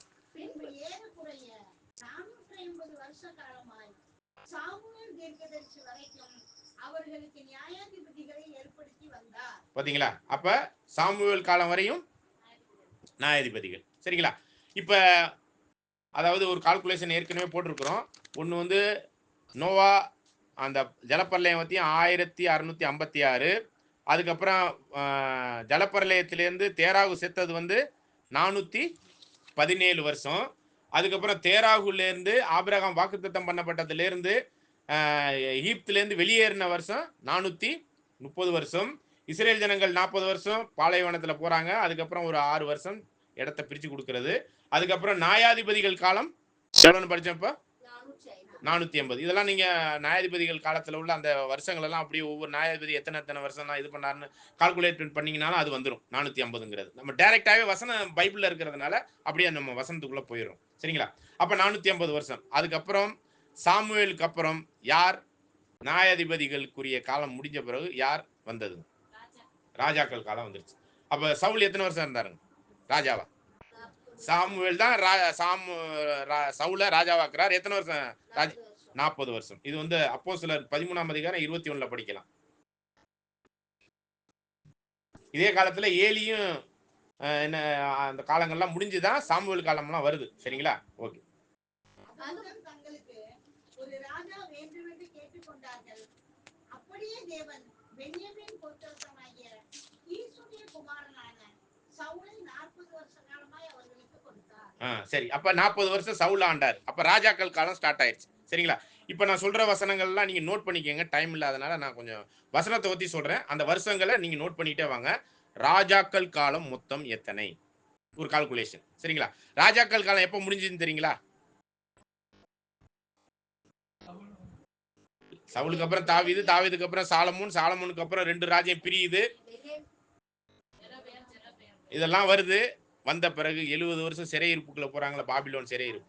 அப்பதான் இந்த ராஜாக்கள் காலம் முடியுது. சரிங்களா? இதுக்கான வசனங்களை மட்டும் நான் சொல்லிடுறேன். அது மொத்தம் எத்தனை வருஷம் பாத்தீங்கன்னா சவுல்ல இருந்து அந்த கடைசி ராஜா எசேக்கியா ராஜா வரையும் 513 வருஷம். சரிங்களா? மொத்தம் 513 வருஷம். இதை நம்ம வசனத்துல நான் ஆதாரத்தோட சொல்லிடுறேன். தாவீது 1 நாளாகமும் 29-27 40 வருஷம் போட்டிருக்கு. சரிங்களா? சாலமோன் 2 நாளாகமும் நோட் பண்றீங்களா? வேணா நான் ஜெராக்ஸ் எடுத்து கொடுத்துறேன், நீங்க நோட் பண்ண கூட வேணாம். 2 நாளாகமும் 9ஆம் அதிகாரம் 30வது வசனம் 40 வருஷம் சாலமோன். ரெகோபயாம், அதுக்கப்புறம் நம்ம எந்த கோத்திரத்துக்குள்ள போக மாட்டோம்னா சமாரியாவை மையப்படுத்தி இருக்கிற 10 கோத்திரத்துக்குள்ள போக மாட்டோம். ஏன்னா யூதாவில் தான் யார் பிறக்கிறா? யூதாவில் தான் யார் பிறக்கிறா? அதனால அவர் வம்சாவளியை தான் நம்ம பார்க்கணும். அது அந்த வம்சாவளி தான் நம்மளுக்கு புதிய ஏற்பாட்டிலையும் கொடுக்கப்பட்டிருக்கு. அதனால அந்த வம்சாவளியில வந்திருக்கிற ரெகோபயாம் வந்து 2 நாளாகமம் 12ஆம் அதிகாரம் 13வது வசனத்துல 17 வருஷம் ஆட்சி பண்ணியிருக்கிறார். சரிங்களா? அபியா அப்படிங்கிற ராஜா 2 நாளாகமம் 13ஆம் அதிகாரத்துல 2வது வசனம் 3 வருஷம் ஆட்சி பண்ணியிருக்கிறார். சரிங்களா? ஒரு சில ராஜாக்கள் 6 மாசம் கூட பண்ணியிருக்கிறாங்க, 3 மாசம் பண்ணியிருக்காங்க. அதெல்லாம் நம்ம கால்குலேஷன்ல எடுக்கல. சரிங்களா? அதெல்லாம் ஏன்னா நம்ம 6 மாசத்துக்கு மேல போனாதான் 0.5 வரும் இல்லையா? அதனால அதெல்லாம் கால்குலேஷன்ல எடுக்கல. அட்லீஸ்ட் 1 வருஷம் பண்ணியிருந்தவங்களை மட்டும் இந்த கால்குலேஷன்ல எடுக்கிறோம். சரிங்களா? ஆசா அப்படிங்கிறது 2 நாளாகமம் 16ல 13 41 வருஷம் ஆட்சி பண்ணியிருக்கிறார். இவர் தான் அதிகப்படியான காரியத்துல பண்ணவர். இன்னொரு ராஜா கூட இருக்கிற ஊசியாங்கிறவர். சரிங்களா? யோசபாத் அப்படிங்கிறவர் 2 நாளாகமம் 20ல 31 25 வருஷம் ஆட்சி பண்ணியிருக்கிறார். ரெபேயாம் இல்ல யோராம் அப்படிங்கிறவர் 2 நாளாகமும் 21ல 20வது வருஷம் 8 வருஷம் ஆட்சி பண்ணியிருக்கிறார். அகசியா ராஜா வந்து 2 நாளாகமும் 22ல 2வது வசனம் 1 வருஷம் ஆட்சி பண்ணியிருக்கிறார். சரிங்களா? அத்தலியா ராணி ஒரு ராணி வந்து ஆட்சி பண்ணியிருக்கிறாங்க. 2 நாளாகமும் 22ல 12 6 வருஷம் ஆட்சி பண்ணியிருக்கிறாங்க. சரிங்களா? ஜோயல் 2 நாளாகமும் 41ல 2 நாளாகமும் 24ல 1வது வசனம் 40 வருஷம் ஆட்சி பண்ணியிருக்கிறார். சரிங்களா? அமேசையா 2 நாளாகமும் 25ல 1வது வசனம் 29 வருஷம் ஆட்சி பண்ணியிருக்கிறார். ஊசியா ராஜா 2 நாளாகமும் 26ல 3வது வசனம் 52 வருஷம் ஆட்சி பண்ணியிருக்கிறாரு. இவர் தான் அதிகப்படியான ஆட்சி பண்ண ஒரு கால்குலேஷன் வருது. இன்னொருத்தர் கூட 55 கூட பண்ணியிருக்கிறார். அதையும் பார்ப்போம். ஓகே. யோதாம் 2 நாளாகமும் 27ல 1வது வசனம் 16 வருஷம் ஆட்சி பண்ணியிருக்கிறார். ஆகாஸ் 2 நாளாகமும் 28ல 1வது வசனம் 16 வருஷம் ஆட்சி பண்ணியிருக்கிறார். எசேக்கியா ராஜா 2 நாளாகமும் 29ல 1வது வசனம் 29 வருஷம் ஆட்சி பண்ணியிருக்கிறார். மனாசே 2 நாளாகமும் 33ல 1வது வசனம் 55 வருஷம் ஆட்சி பண்ணியிருக்கிறார். ஆமோன் 2 நாளாகமும் 32ல 21வது வசனம் 2 வருஷம் அவர் ஆட்சி பண்ணியிருக்கிறார். யோகியா 2 நாளாகமும் 34ல 1வது வசனம் 31 வருஷம் ஆட்சி பண்ணியிருக்கிறார். யோவாக்கிம் 2 நாளாகமும் 36ல 5வது வசனம் 11 வருஷம் ஆட்சி பண்ணியிருக்கிறார். கடைசி ராஜா எசேக்கியா ராஜா காலத்துல தான் பாபிலோன் சிறையிருப்புக்கு போறாங்க. 2 நாளாகமும் 36ல 11வது வசனம் 11 வருஷம் அவர் என்ன பண்ணியிருக்காருங்க? ஆட்சி பண்ணியிருக்கிறார். இந்த ஆட்சியினுடைய நிறைவு பகுதியில தான் கிரீடத்தை எடு உண்மையான அந்த ராஜா வரும்போது அவர் அப்படிங்கிற ஒரு விஷயம். அப்ப இந்த கிரீடத்தை எடுத்துட்டு அவர் ராஜாவாக முடிசூடப்படுற ஒரு காலத்தை பத்தி தான் நம்ம இப்ப தேடிக்கிட்டு இருக்கிறோம். ராஜாவாக 2ஆம் வருகையில வரக்கூடிய காலத்தை. இப்ப இது ராஜாக்களின் காலம் மொத்தமா இதை கூட்டினீங்கன்னா எதுவும் கால்குலேஷன் போட்டீங்களா? 513 வருஷம். எத்தனை வருஷம்? அதாவது சவுல் ராஜாவில இருந்து சவுல் தாவீது அப்படிலாம் வர்றாங்களே, எசேக்கியா ராஜா வரையும் 513 வருஷம் ஆயிடுச்சு. சரிங்களா? இதுக்கப்புறம் சிறையிருப்பின் காலம் 2 நாளாகமும் 36ல 20 முதல் 23 வசனத்தை வாசிங்க. 2 நாளாகமும் 36ஆம் அதிகாரம் வசனம் 20 பட்டயத்துக்கு தப்பின மீதியானவர்களை 36ல 20 முதல் 2 நாளாகமும் 36ல 20 முதல் 23 படிங்க. பட்டயத்திற்கு தப்பின மீதியானவர்களை அவன் பாபிலோனுக்கு சிறைப்பிடித்து போனான். பெர்சியா ராஜ்யபாரம் ஸ்தாபிக்கப்படும் மட்டும் அங்கே அவர்கள் அவனுக்கும் அவன் குமாரருக்கும் அடிமைகளாயிருந்தார்கள். கர்த்தர் எரேமியாவின் வாயினாலே சொன்ன வார்த்தை நிறைவேறும்படிக்கு தேசம் தன்னுடைய ஓய்வு வருஷங்களை ரம்மியமாய் அனுபவித்து தீரும் மட்டும் அது பாழாய் கிடந்த நாளெல்லாம், அதாவது 70 வருஷம் முடியும் மட்டும் ஓய்ந்திருந்தது. அப்ப ராஜாக்கள் காலம் செதேக்கியா ராஜாவுக்கு அப்புறம் 513 வருஷத்துக்கு அப்புறம் 70 வருஷம் பாபிலோனிய சிறையிருப்புக்கு போயிட்டு அப்புறம் வர்றாங்க. சரிங்களா? அதுக்கிடையிலே வந்து என்னது, இந்த பெர்சியா ராஜாவின் காலத்துல ஏற்கனவே கிறிஸ்துமஸ் பாடத்தை பார்த்தோம் இல்லையா? அலங்கம் கட்டுவதற்கான ஒரு விஷயம்லாம் படித்தோம், ஞாபகம் இருக்கும்னு நினைக்கிறேன். அதில் தான் கிறிஸ்துமஸ் தேதி தப்பு, அக்டோபர் முதல் வாரத்தில் தான் ஆண்டவர் பிறந்தாருங்கிறத கால்குலேஷன் பண்ணோம். சரிங்களா? அப்போ இந்த 70 வாரம் முடிகிறப்ப, இந்த 70வது வாரம் முடிஞ்ச பிறகு சிறையிருப்பு காலம் முடிந்த பின் இயேசுவின் பிறப்பு வரையும், சரிங்களா, ஃபர்ஸ்ட் ஏடி, சரிங்களா, அந்த அதாவது அது பிசியில தான் சொல்லப்படுது. ஃபர்ஸ்ட் பிசியில தான் அவர் பிறந்ததற்கான ஒரு முகாந்திரம் இருக்கு ஒழிஞ்சு இது வந்து 300 ஏடிக்கு அப்புறம் தான் கான்ஸ்டாண்டினோபிளின் காலத்துல தான் ஏடி பிசி எல்லாம் பிரிக்கிறாங்க. அதனால அவர் பிசி 1ல தான் அவர் பிறக்கிறார். பிசி 1ல ஆண்டவர் பிறக்கிறாரு. இது வரையும் உள்ள பிறப்பு வரையும் உள்ள அந்த கால்குலேஷன் நீங்க பாத்தீங்கன்னா 536 ஏடி. சரி, வருஷங்கள் 500, அதாவது சிறையிருப்புலேருந்து 70 வருஷம் முடிஞ்ச பிறகு அதுக்கப்புறம் என்னென்ன வருது, கிரேக்க ராஜ்யம் வருது, அதுக்கப்புறம் ரோம ராஜ்யம் வருது, இந்த மெகாபியர்களுடைய புத்தகங்கள்லாம் நீங்கள் ஆர்சி புத்தகத்தில் படிப்பீங்களா, அந்த காலகட்டம்லாம் வருது. இதெல்லாம் முடிஞ்சு ஆண்டவருடைய பிறப்புங்கிறது 536 வருடம் கழிச்சு, 70 வருஷம் சிறையிருப்புக்கு அப்புறம் 536 வருஷம் கழிச்சு தான் ஆண்டவர் பிறக்கிறார். ஓகேங்களா? இப்போ இந்த வருஷங்கள் எல்லாம் மொத்தமாக கூட்டினோம்னா எந்த வருஷத்தெல்லாம், ஆதாம் படைக்கப்பட்ட கால வருஷத்திலிருந்து ஆண்டவர் பிறப்பு வரையும் ஒரு கால்குலேஷன் போட்டோம்னா மொத்தம் எத்தனை வருதுன்னு இப்ப சொல்லுங்க பார்ப்போம். அதாவது 1556 கூட்டல் ஜலப்பிரளயத்திலிருந்து தேராகு மரணம் வரை 427 கூட்டல் வாக்குத்தத்தம் பண்ணப்பட்ட ஆபிரகாமிலிருந்து எகிப்திலிருந்து விடுதலையானது 430 வருஷம் கூட்டல் இஸ்ரேல் ஜனங்கள் 40 வருஷ பாலைவன யாத்திரை மற்றும் இடங்களை பிரித்து கொடுக்கறதுக்கு 6 வருஷம், மொத்தம் 46 வருஷம் கூட்டல் நியாயாதிபதிகளினுடைய காலம் 450 வருஷம் இல்லைங்களா? 450 வருஷத்தை கூட்டும் பொழுது கடைசியாக, அது கடைசி இல்லை, அடுத்ததாக ராஜாக்களின் காலம் 513 வருஷம், அதை கூட்டிட்டு அதுக்கப்புறம் 70 வருஷ பாபிலோன் சிறையிருப்பு அதையும் கூட்டிருங்க.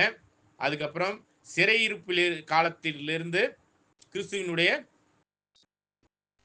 பிறப்பு அது வரையும் 536, மொத்தம் எவ்வளவு வருதுங்க? 4028, 128. திரும்ப சொல்லவா? 1665, 1656, மன்னிக்கவும், 1656. கரெக்டா? ஓகே, பார்க்கணுமா? நான் அடுத்த வாரம் நான் இது ஜெராக்ஸ் எடுத்து கொடுத்துறேன். அப்ப ஆதாம் படைக்கப்பட்டதிலிருந்து ஆண்டவருடைய பிறப்பு வரையும் 4128 வருஷம் மொத்தம். சரிங்களா? இப்ப என்னன்னா, பிதாவாகிய தேவன் மனுஷகுமாரனாய் ஆண்டவருக்கு கொடுத்தது மொத்தம் எத்தனை வருஷம்? 7000 வருஷம். 7வது அந்த ஒரு நாளை யார்கிட்ட கொடுத்துட்டார்? அவர் பிதா ஓய்வெடுக்க ஆரம்பிச்சதுல இருந்து யார்கிட்ட கொடுத்துட்டார்? குமார்கிட்ட கொடுத்துட்டார். இப்ப நல்லா கவனிங்க, இதுல கடைசி நாள் எதுங்க? இந்த 7000 வருஷத்துல 7 நாள் தான் கர்த்தருக்கு, ஒரு நாள்னா 1000 வருஷம் ஆண்டவராய் யாசுவா மெசியாவுக்கு. அப்ப இந்த 7000 வருஷம்னா இந்த 7000 வருஷமும் கர்த்தருக்கு எப்படிப்பட்ட நாளுங்க? அதாவது பிதாவாகிய தேவனுக்கு 7000 வருஷம், கர்த்தருக்கு 1000 வருஷம்னா எத்தனை நாள்னு கேக்குறேன்? 7 நாள். நல்லா புரிஞ்சுக்கங்க, 7 நாள். சரிங்களா? இப்ப இந்த 7 நாள்ல எது கடைசி நாள்? 7ஆம் நாள். இந்த 7ஆம் நாள்ல தான் ஆண்டவர் கடைசி நாள், கர்த்தருடைய நாள், கர்த்தருடைய உக்கிரமான நாள், ஆண்டவருடைய 2ஆம் வருகை, இதெல்லாமே இந்த 7வது நாளுக்குரிய 7வது 1000 வருஷத்துல தான் நியாய தீர்ப்பின் நாள் ஸ்டார்ட் ஆகும். இதை தான் நீங்க வெளிப்படுத்தல் 24, 26லலாம் 1000 வருஷம் அப்படிங்கிறது அந்த கடைசி நியாய தீர்ப்பின் நாள். அப்படின்னா இந்த 7000 வருஷம் அப்படிங்கிறதுல 6000 வருஷம் எப்போ முடிஞ்சிச்சு அப்படின்னு ஒரு கால்குலேஷன் போடும் பொழுது, நல்லா கவனிங்க, 6000 வருஷம் எப்போ முடிஞ்சிச்சுன்னு கால்குலேஷன் போடும்போது 6000த்தை 4128ஆல கழிச்சிங்க. அதை கழிக்கிறதுக்கு முன்னாடி 2 வருஷத்தை கழிக்கணும். ஞாபகம் வருதா? நல்லா கவனிங்க, 4128ல 2 வருஷத்தை கழிக்கணும். ஏன் கழிக்கணும்? ஆதாம் 6ஆம் நாள்ல 2 வருஷம் இருந்தார் இல்லையா? அதை கழிச்சிட்டீங்கன்னா மிச்சம் உள்ளது எவ்வளவு? நல்லா கவனிங்க, ஃபர்ஸ்ட் இதை கால்குலேட் பண்ணுங்க. 26 6126 கழிங்க. இந்த வருஷம் தான் 6000 வருஷத்தின் நிறைவு பகுதி. படி கழிச்சு சொல்லுங்க. இப்ப அதாவது 6வது நாள் எப்ப முடியும்னா 7வது நாள் எப்ப ஆரம்பிக்கும் அப்படின்னா 4126. இது எங்கேயாச்சும் செட் ஆகுதா?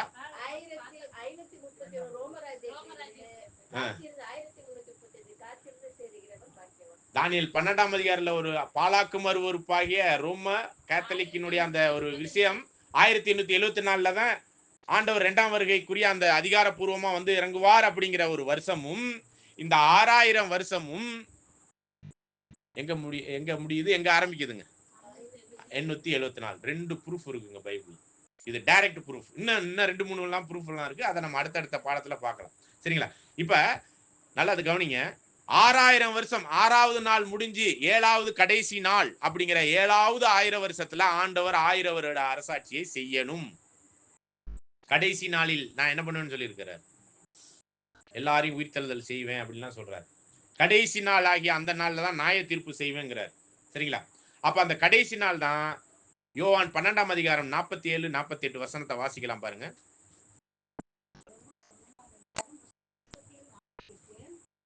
ஒருவன் என் வார்த்தைகளை கேட்டும் விசுவாசியாமல் போனான், அவனை நான் நியாயம் தீர்ப்பதில்லை. பாருங்க, இது வந்து நியாய தீர்ப்புங்கிற பாடத்துல நம்ம கேட்டிருப்போம். தேவைப்படுச்சுன்னா இன்னொரு முறை கூட எடுக்கலாம். அப்ப இந்த இடத்துல என்னன்னா, அவருடைய வசனத்தை கேட்காதவங்க எல்லாம் நான் நியாயம் தீர்க்க போறது இல்லைன்ட்டார். அப்ப யாரை மட்டும்தான் அவர் நியாயம் தீர்ப்பார்?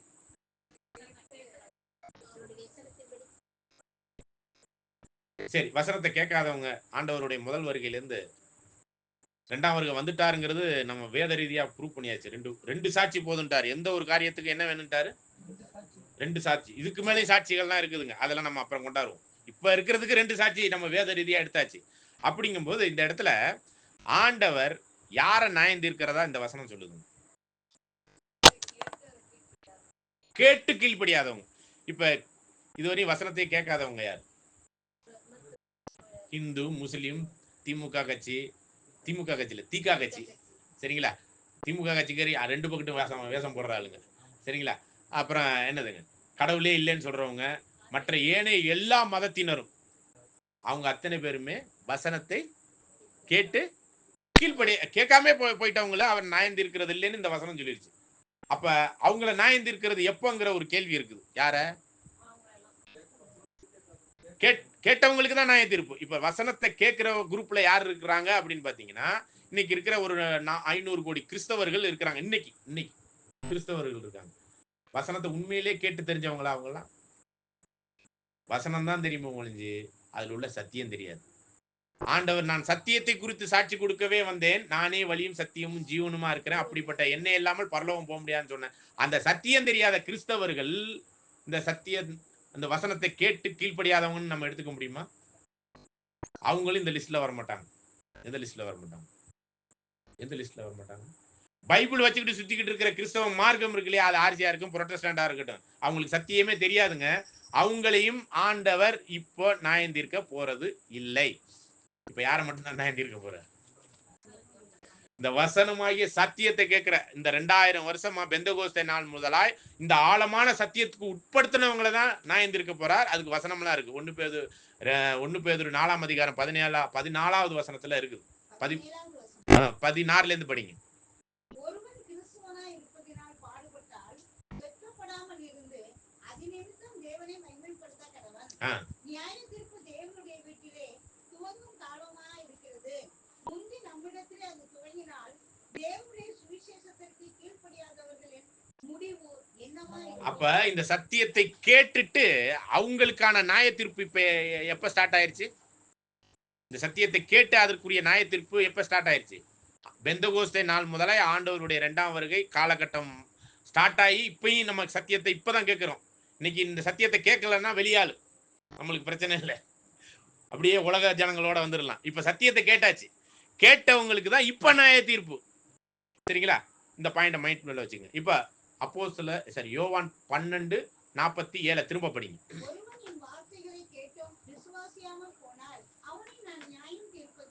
அவங்கள எப்ப நியாயந்திருக்க போறாருன்னா, அவங்களுக்கு எல்லாம் திரும்ப இந்த உலக ஜனங்கள் எல்லாம் கூட்டி உயிரடைய வச்சுட்டு பிரேத குழியில் உள்ள அனைவரும் அவருடைய சத்தத்தை கேட்கும் காலம்னா உலக ஜனங்கள்லாம் உயிரடைஞ்சு வந்த பிறகு அவங்களுக்கு சத்தியம் சொல்லி கொடுப்பார். சொல்லி கொடுத்த பிறகு அப்புறம் நியாயந்திருப்பார்.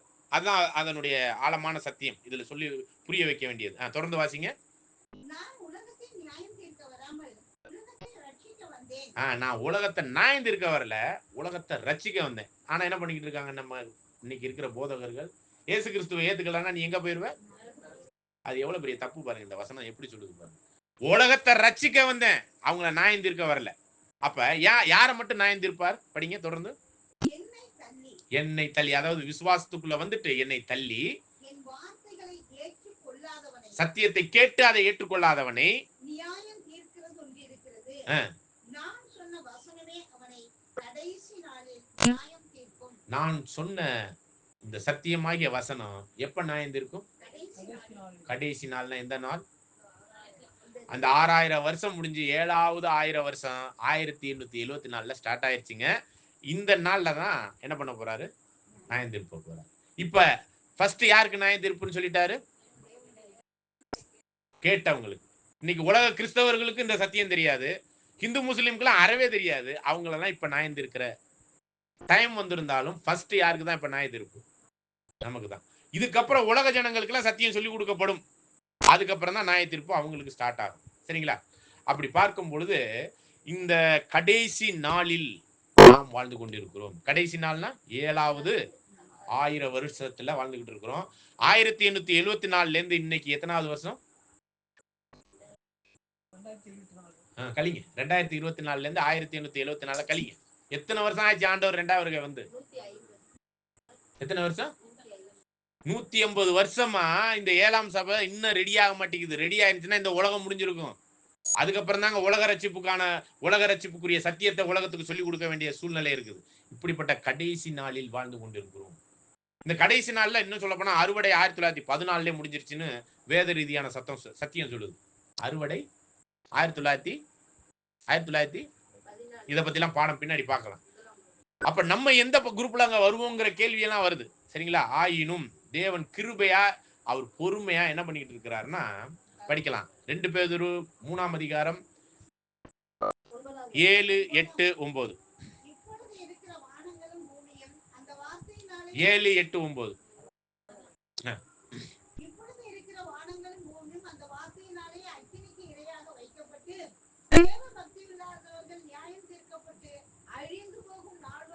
அந்த அழிந்து போகும் அந்த ஒரு நாள் தான் என்னன்னு சொல்லப்படுது இந்த இடத்துலங்க? கடைசி நாள், நியாய தீர்ப்பின் நாள். புரியுதுங்களா? அந்த நியாய தீர்ப்பின் நாள் தான் கடைசி நாள். அந்த ஒரு நாள்னு சொல்லப்படுது. அந்த ஒரு நாள் இஸ் ஈக்குவல் டு, அடுத்த வசனம் படிங்க.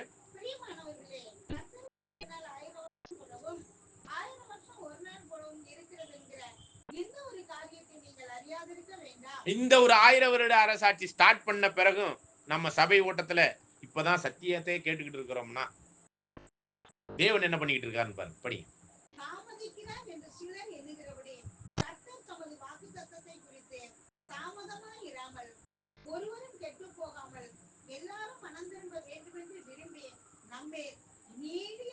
யார் மேல? உலகத்து மேலையா?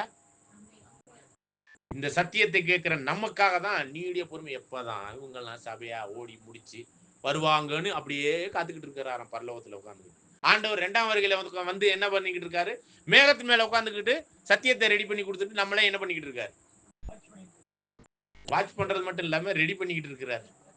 சரிங்களா? இப்ப நம்ம பரிசுத்தமாகுதலுக்கான ஒரு விஷயம் எதுல நடந்துகிட்டு இருக்குன்னா யோவான் 17:17 படிங்க. 17, 16 மற்றும் 17. 16 மற்றும் 17. 17ஆம் அதிகாரம் 16 மற்றும் 17. நான் உலகத்தானது அல்லாதது போல அவர்களும் உலகத்தாரர் அல்ல.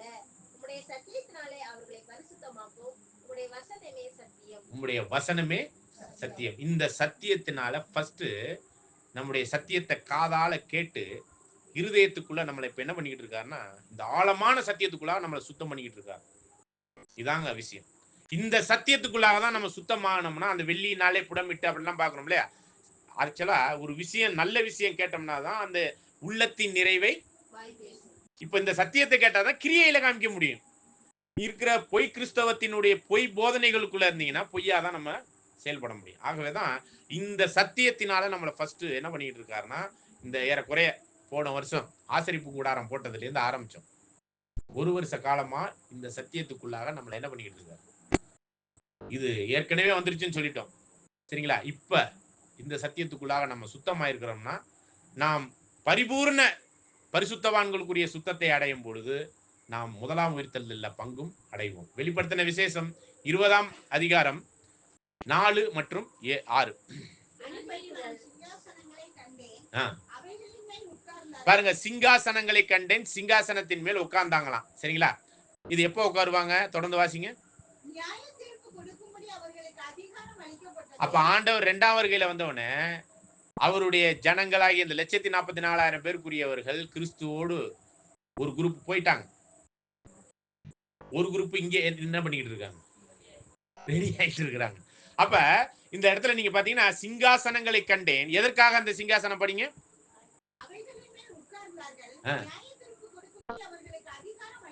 நியாய தீர்ப்பு கொடுப்பதற்கான அதிகாரம் கொடுக்கப்பட்டது. அந்த நியாய தீர்ப்பின் நாள் எத்தனை நாள் அப்படிங்கறதே அந்த வசனத்திலே இருக்கு, படிங்க.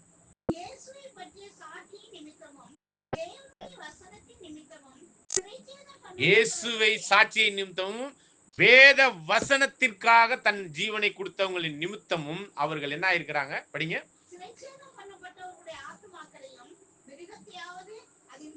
மிருகம் யாருன்னு தெரியும், அதனுடைய சொரூபம் யாருன்னு தெரியும்.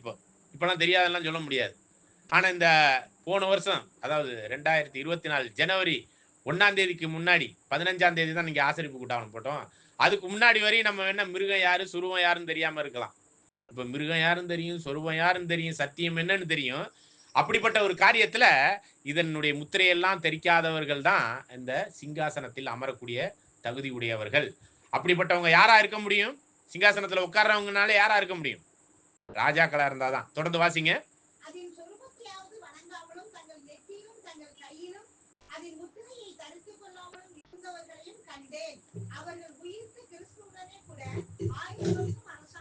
அவர்கள் உயிர்த்து கிறிஸ்து உடனே கூடங்கிற அந்த வார்த்தை வந்து தப்பான மொழிபெயர்ப்புங்க.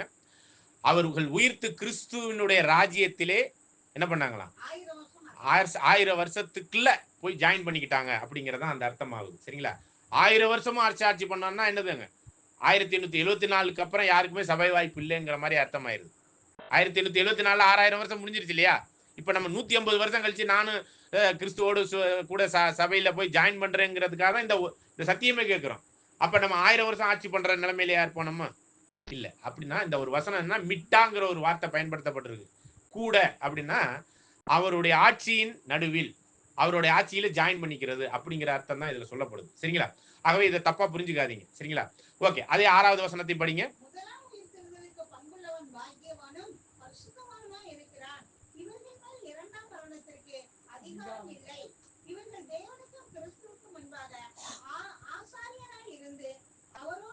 இந்த இடத்துலயும் சொல்லப்பட்ட அந்த அவரோடு கூட இல்ல, அவரோட ஜாயின் 1000 வருஷத்துல ஜாயின் பண்ணிக்கிறாங்க சேர்ந்து. ஆனா 1000 வருஷம் அவங்களுக்கு கொடுக்கறதாக நம்ம இதை எடுத்துக்க முடியாது. சரிங்களா? அதுக்கெல்லாம் நிறைய வசனங்கள் ஆப்போசிட்டா இருக்கு, அதனாலதான் சொல்றேன். சரிங்களா? அப்ப இந்த இடத்துல இந்த 1000 வருஷமும் 1000 வருஷத்திற்குரிய காலகட்டத்தை 4வது வசனம் என்னன்னு சொல்லுதுங்க?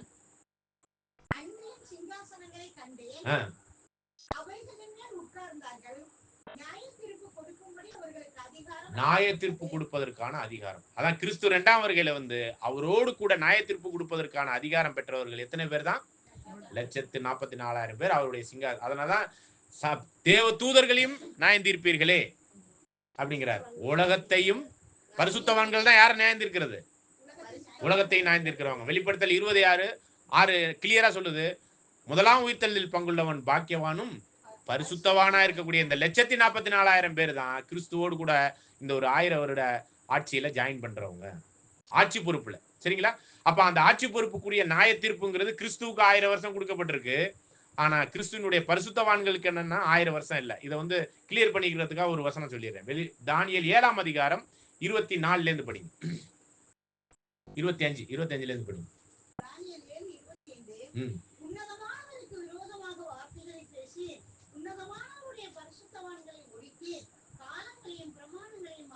இதுதான் யாருன்னா அந்த கிறிஸ்து காலம் பிரமாணம் ஜனவரி பிப்ரவரி இதெல்லாம் அப்புறம் சத்தியத்தை மாத்தி பொய் சத்தியத்துல சிலை வழிபாடெல்லாம் கொண்டாந்தது யாருங்க?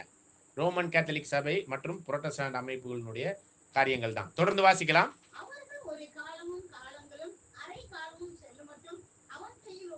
அதுதான் என்னன்னா பாலாக்கும் அருவருப்பின் காலம் 539 இருந்து 1799 வருஷம் வரையும் உள்ள 1260 நாள். சரிங்களா?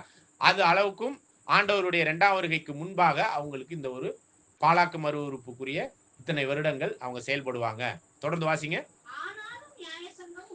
இந்த 1260 நாளா இருக்கக்கூடிய பாலாக்கும் அருவருப்பு முடிஞ்ச பிறகுதான் யார் உட்காருவாங்க? நியாய சங்கம் உட்காருங்கிறது தான் நம்ம வெளிப்படுத்தல் 20 நாள்ல படிக்கிறோம். 1000 வருட அரசாட்சியினுடைய கிறிஸ்துவின் நியாய தீர்ப்பின் நாள் ஸ்டார்ட் ஆகும். அதான் விஷயம். சரிங்களா? நியாய சங்கம் உட்காரும். அதுல ஃபர்ஸ்ட் முழுமையான ராஜா யாருன்னா கிறிஸ்து தான் ஃபர்ஸ்ட் உட்காருவார். அதுக்கப்புறம் படிங்க தொடர்ந்து.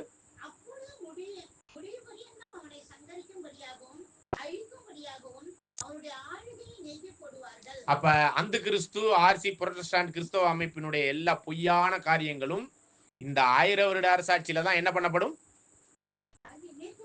நீக்கி போடுறது. அப்ப இன்னைக்கு பொய் கிறிஸ்தவம் இருக்குதுன்னா இருக்கும். எப்பதான் அழிக்கப்படணும்? இந்த 1874 இருந்து ஸ்டார்ட் ஆகி 2874க்குள்ள நிச்சயமாகவே அழிச்சுப்பட்டுறணும். இதுதான் விஷயம். சரிங்களா? இது எப்ப எக்ஸாக்டா அழிக்கப்படும் அப்படிங்கிறத பார்க்கும்போது சபை முடியறதுக்கு முன்னாடி இந்த 144,000 பேர் அந்த பொறுப்புல போய் அங்க போய் ஜாயின் பண்ணி உட்கார போறாங்க இல்லையா? 180 வருஷமா போயிட்டு இருக்கிறாங்க. இப்ப போய் ஜாயின் பண்ணணும் இல்லையா? அந்த ஜாயின் பண்ணி முடிக்கிறதுக்கு முன்னாடி இந்த பாபிலோன் ஆகிய பேர் கிறிஸ்தவ மார்க்கம் ஆகிய பொய் கிறிஸ்தவம் அழிக்கப்படணும். தொடர்ந்து வாசிங்க.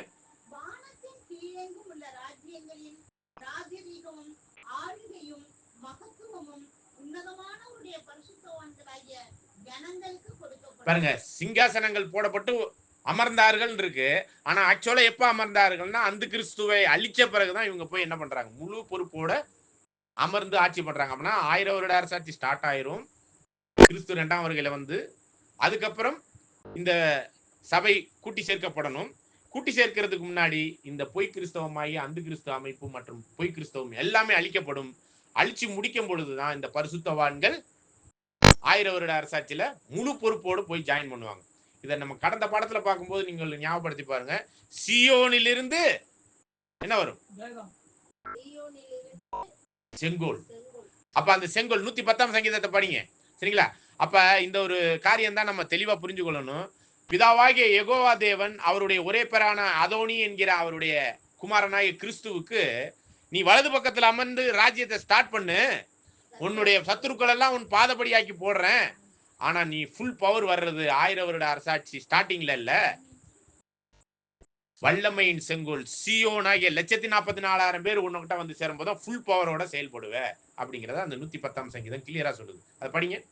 கர்த்தர் சீயோனிலிருந்து உமது வல்லமையின் செங்கோலை அனுப்புவார், நீர் உம்முடைய சத்துருக்களின் நடுவே ஆளுகை செய்வீர். பாருங்க, ஆண்டவர் 2ஆம் வருகையில வந்துட்டாரு. ஏங்க இந்த பூமி இன்னும் சத்துருக்களாகவும் தீமையாகவும் இருக்குதுன்னு கேக்குறீங்களே? அதுக்கான பதில், சியோனிலிருந்து செங்கோல் வந்து சேர்ற வரையும் சத்துருக்கள் நடுவுல தான் அவர் என்ன பண்ணிக்கிட்டு இருக்கணும்? எதை பண்ணணும்? 1000 வருட அரசாட்சியை செய்யணும். சரிங்களா?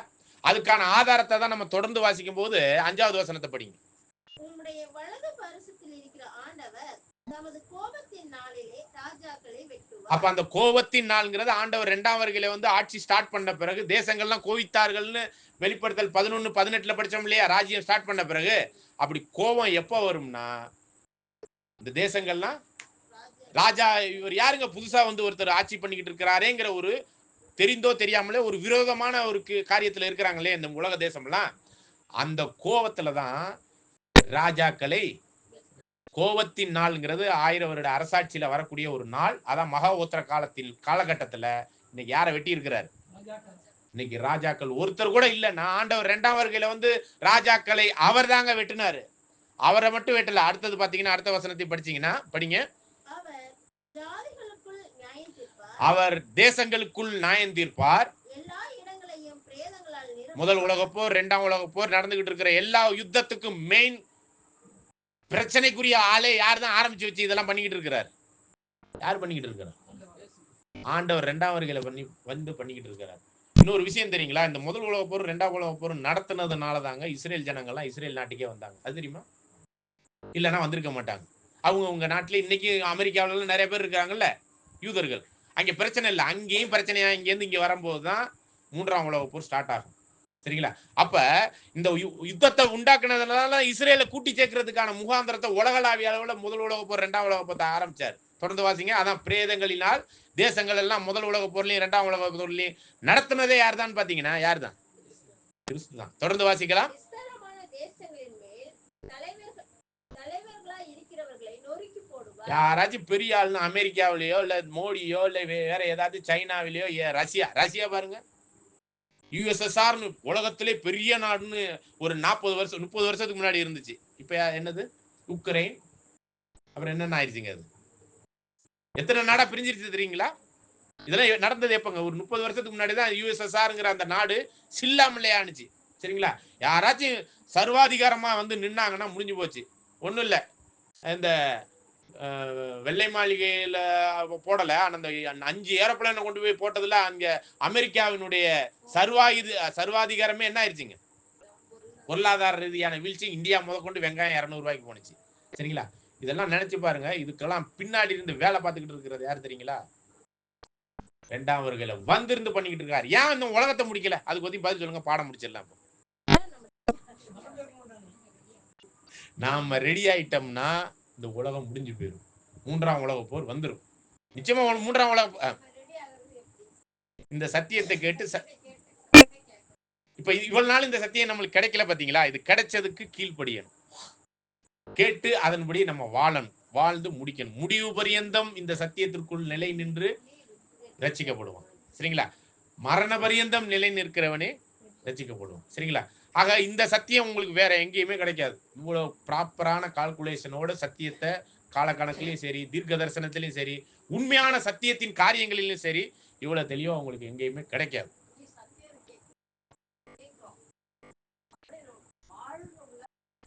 இப்ப இந்த சத்தியமே கேட்காதவங்க சபையாகவே முடியாது. அதை தான் நான் சொல்ல வரேன். சத்தியத்தை கேட்டுட்டு பின்வாங்கி போறவங்க இருக்கிறாங்க, புத்தி இல்லாதவர்களாய், கிரியை காமிக்காதவங்களா. சரிங்களா? கல்யாண விருந்துக்குள்ள வந்துட்டு இந்த சத்தியத்தை கேட்டுட்டு வெளியேறவங்களும் இருக்கிறாங்க. ஆனா முடிவு பரியந்தம் இந்த சத்தியத்துல வாழ்ந்தாதான் சபை வாய்ப்பு வந்து. சத்தியத்தை கேட்டதுக்காக சபை வாய்ப்பு இல்லை. நல்லா புரிஞ்சுங்க. இந்த சத்தியம் கிடைச்சிருக்கிறத சரியான முறையில உள்வாங்கி அதன்படி வாழ்ந்தாதான். சரிங்களா? இந்த சத்தியத்தை கேட்டவங்க எல்லாம் எனக்கு தெரிஞ்சு இது 2004, 5 முன்னாடில இருந்தே அந்த சத்தியத்தை நான் கேட்டுக்கிட்டு இருக்கேன். 2000ல இருந்தே கேட்டுக்கிட்டு இருக்கேன். அப்பையில வந்தவங்க எல்லாம் இன்னைக்கு இல்ல. எனக்கு சத்தியம் சொல்லி கொடுத்தவர் இன்னைக்கு இல்ல இந்த சத்தியத்துல. நான் சொல்ல வர பாயிண்ட புரிஞ்சுக்கணும். அவ்வளோ பின்வாங்குதல் இருக்கு, அவ்வளோ இந்த ஓட்டத்தின் முடிவு வரையும் ஓட முடியாத சூழ்நிலைகள் இருக்கு. ஆகவே இந்த சத்தியம் தேவன் கொடுத்திருக்கிறத பெற்றதை நினைச்சு சந்தோஷப்பட்டு முடிவு வரையும் ஓடி முடிக்கணுங்கிறத பத்தி பாருங்க. இப்படிப்பட்ட சத்தியத்தை யாருக்கு மட்டும்தான் கொடுப்பாருன்னா, நீதிமொழிகள் 25:2.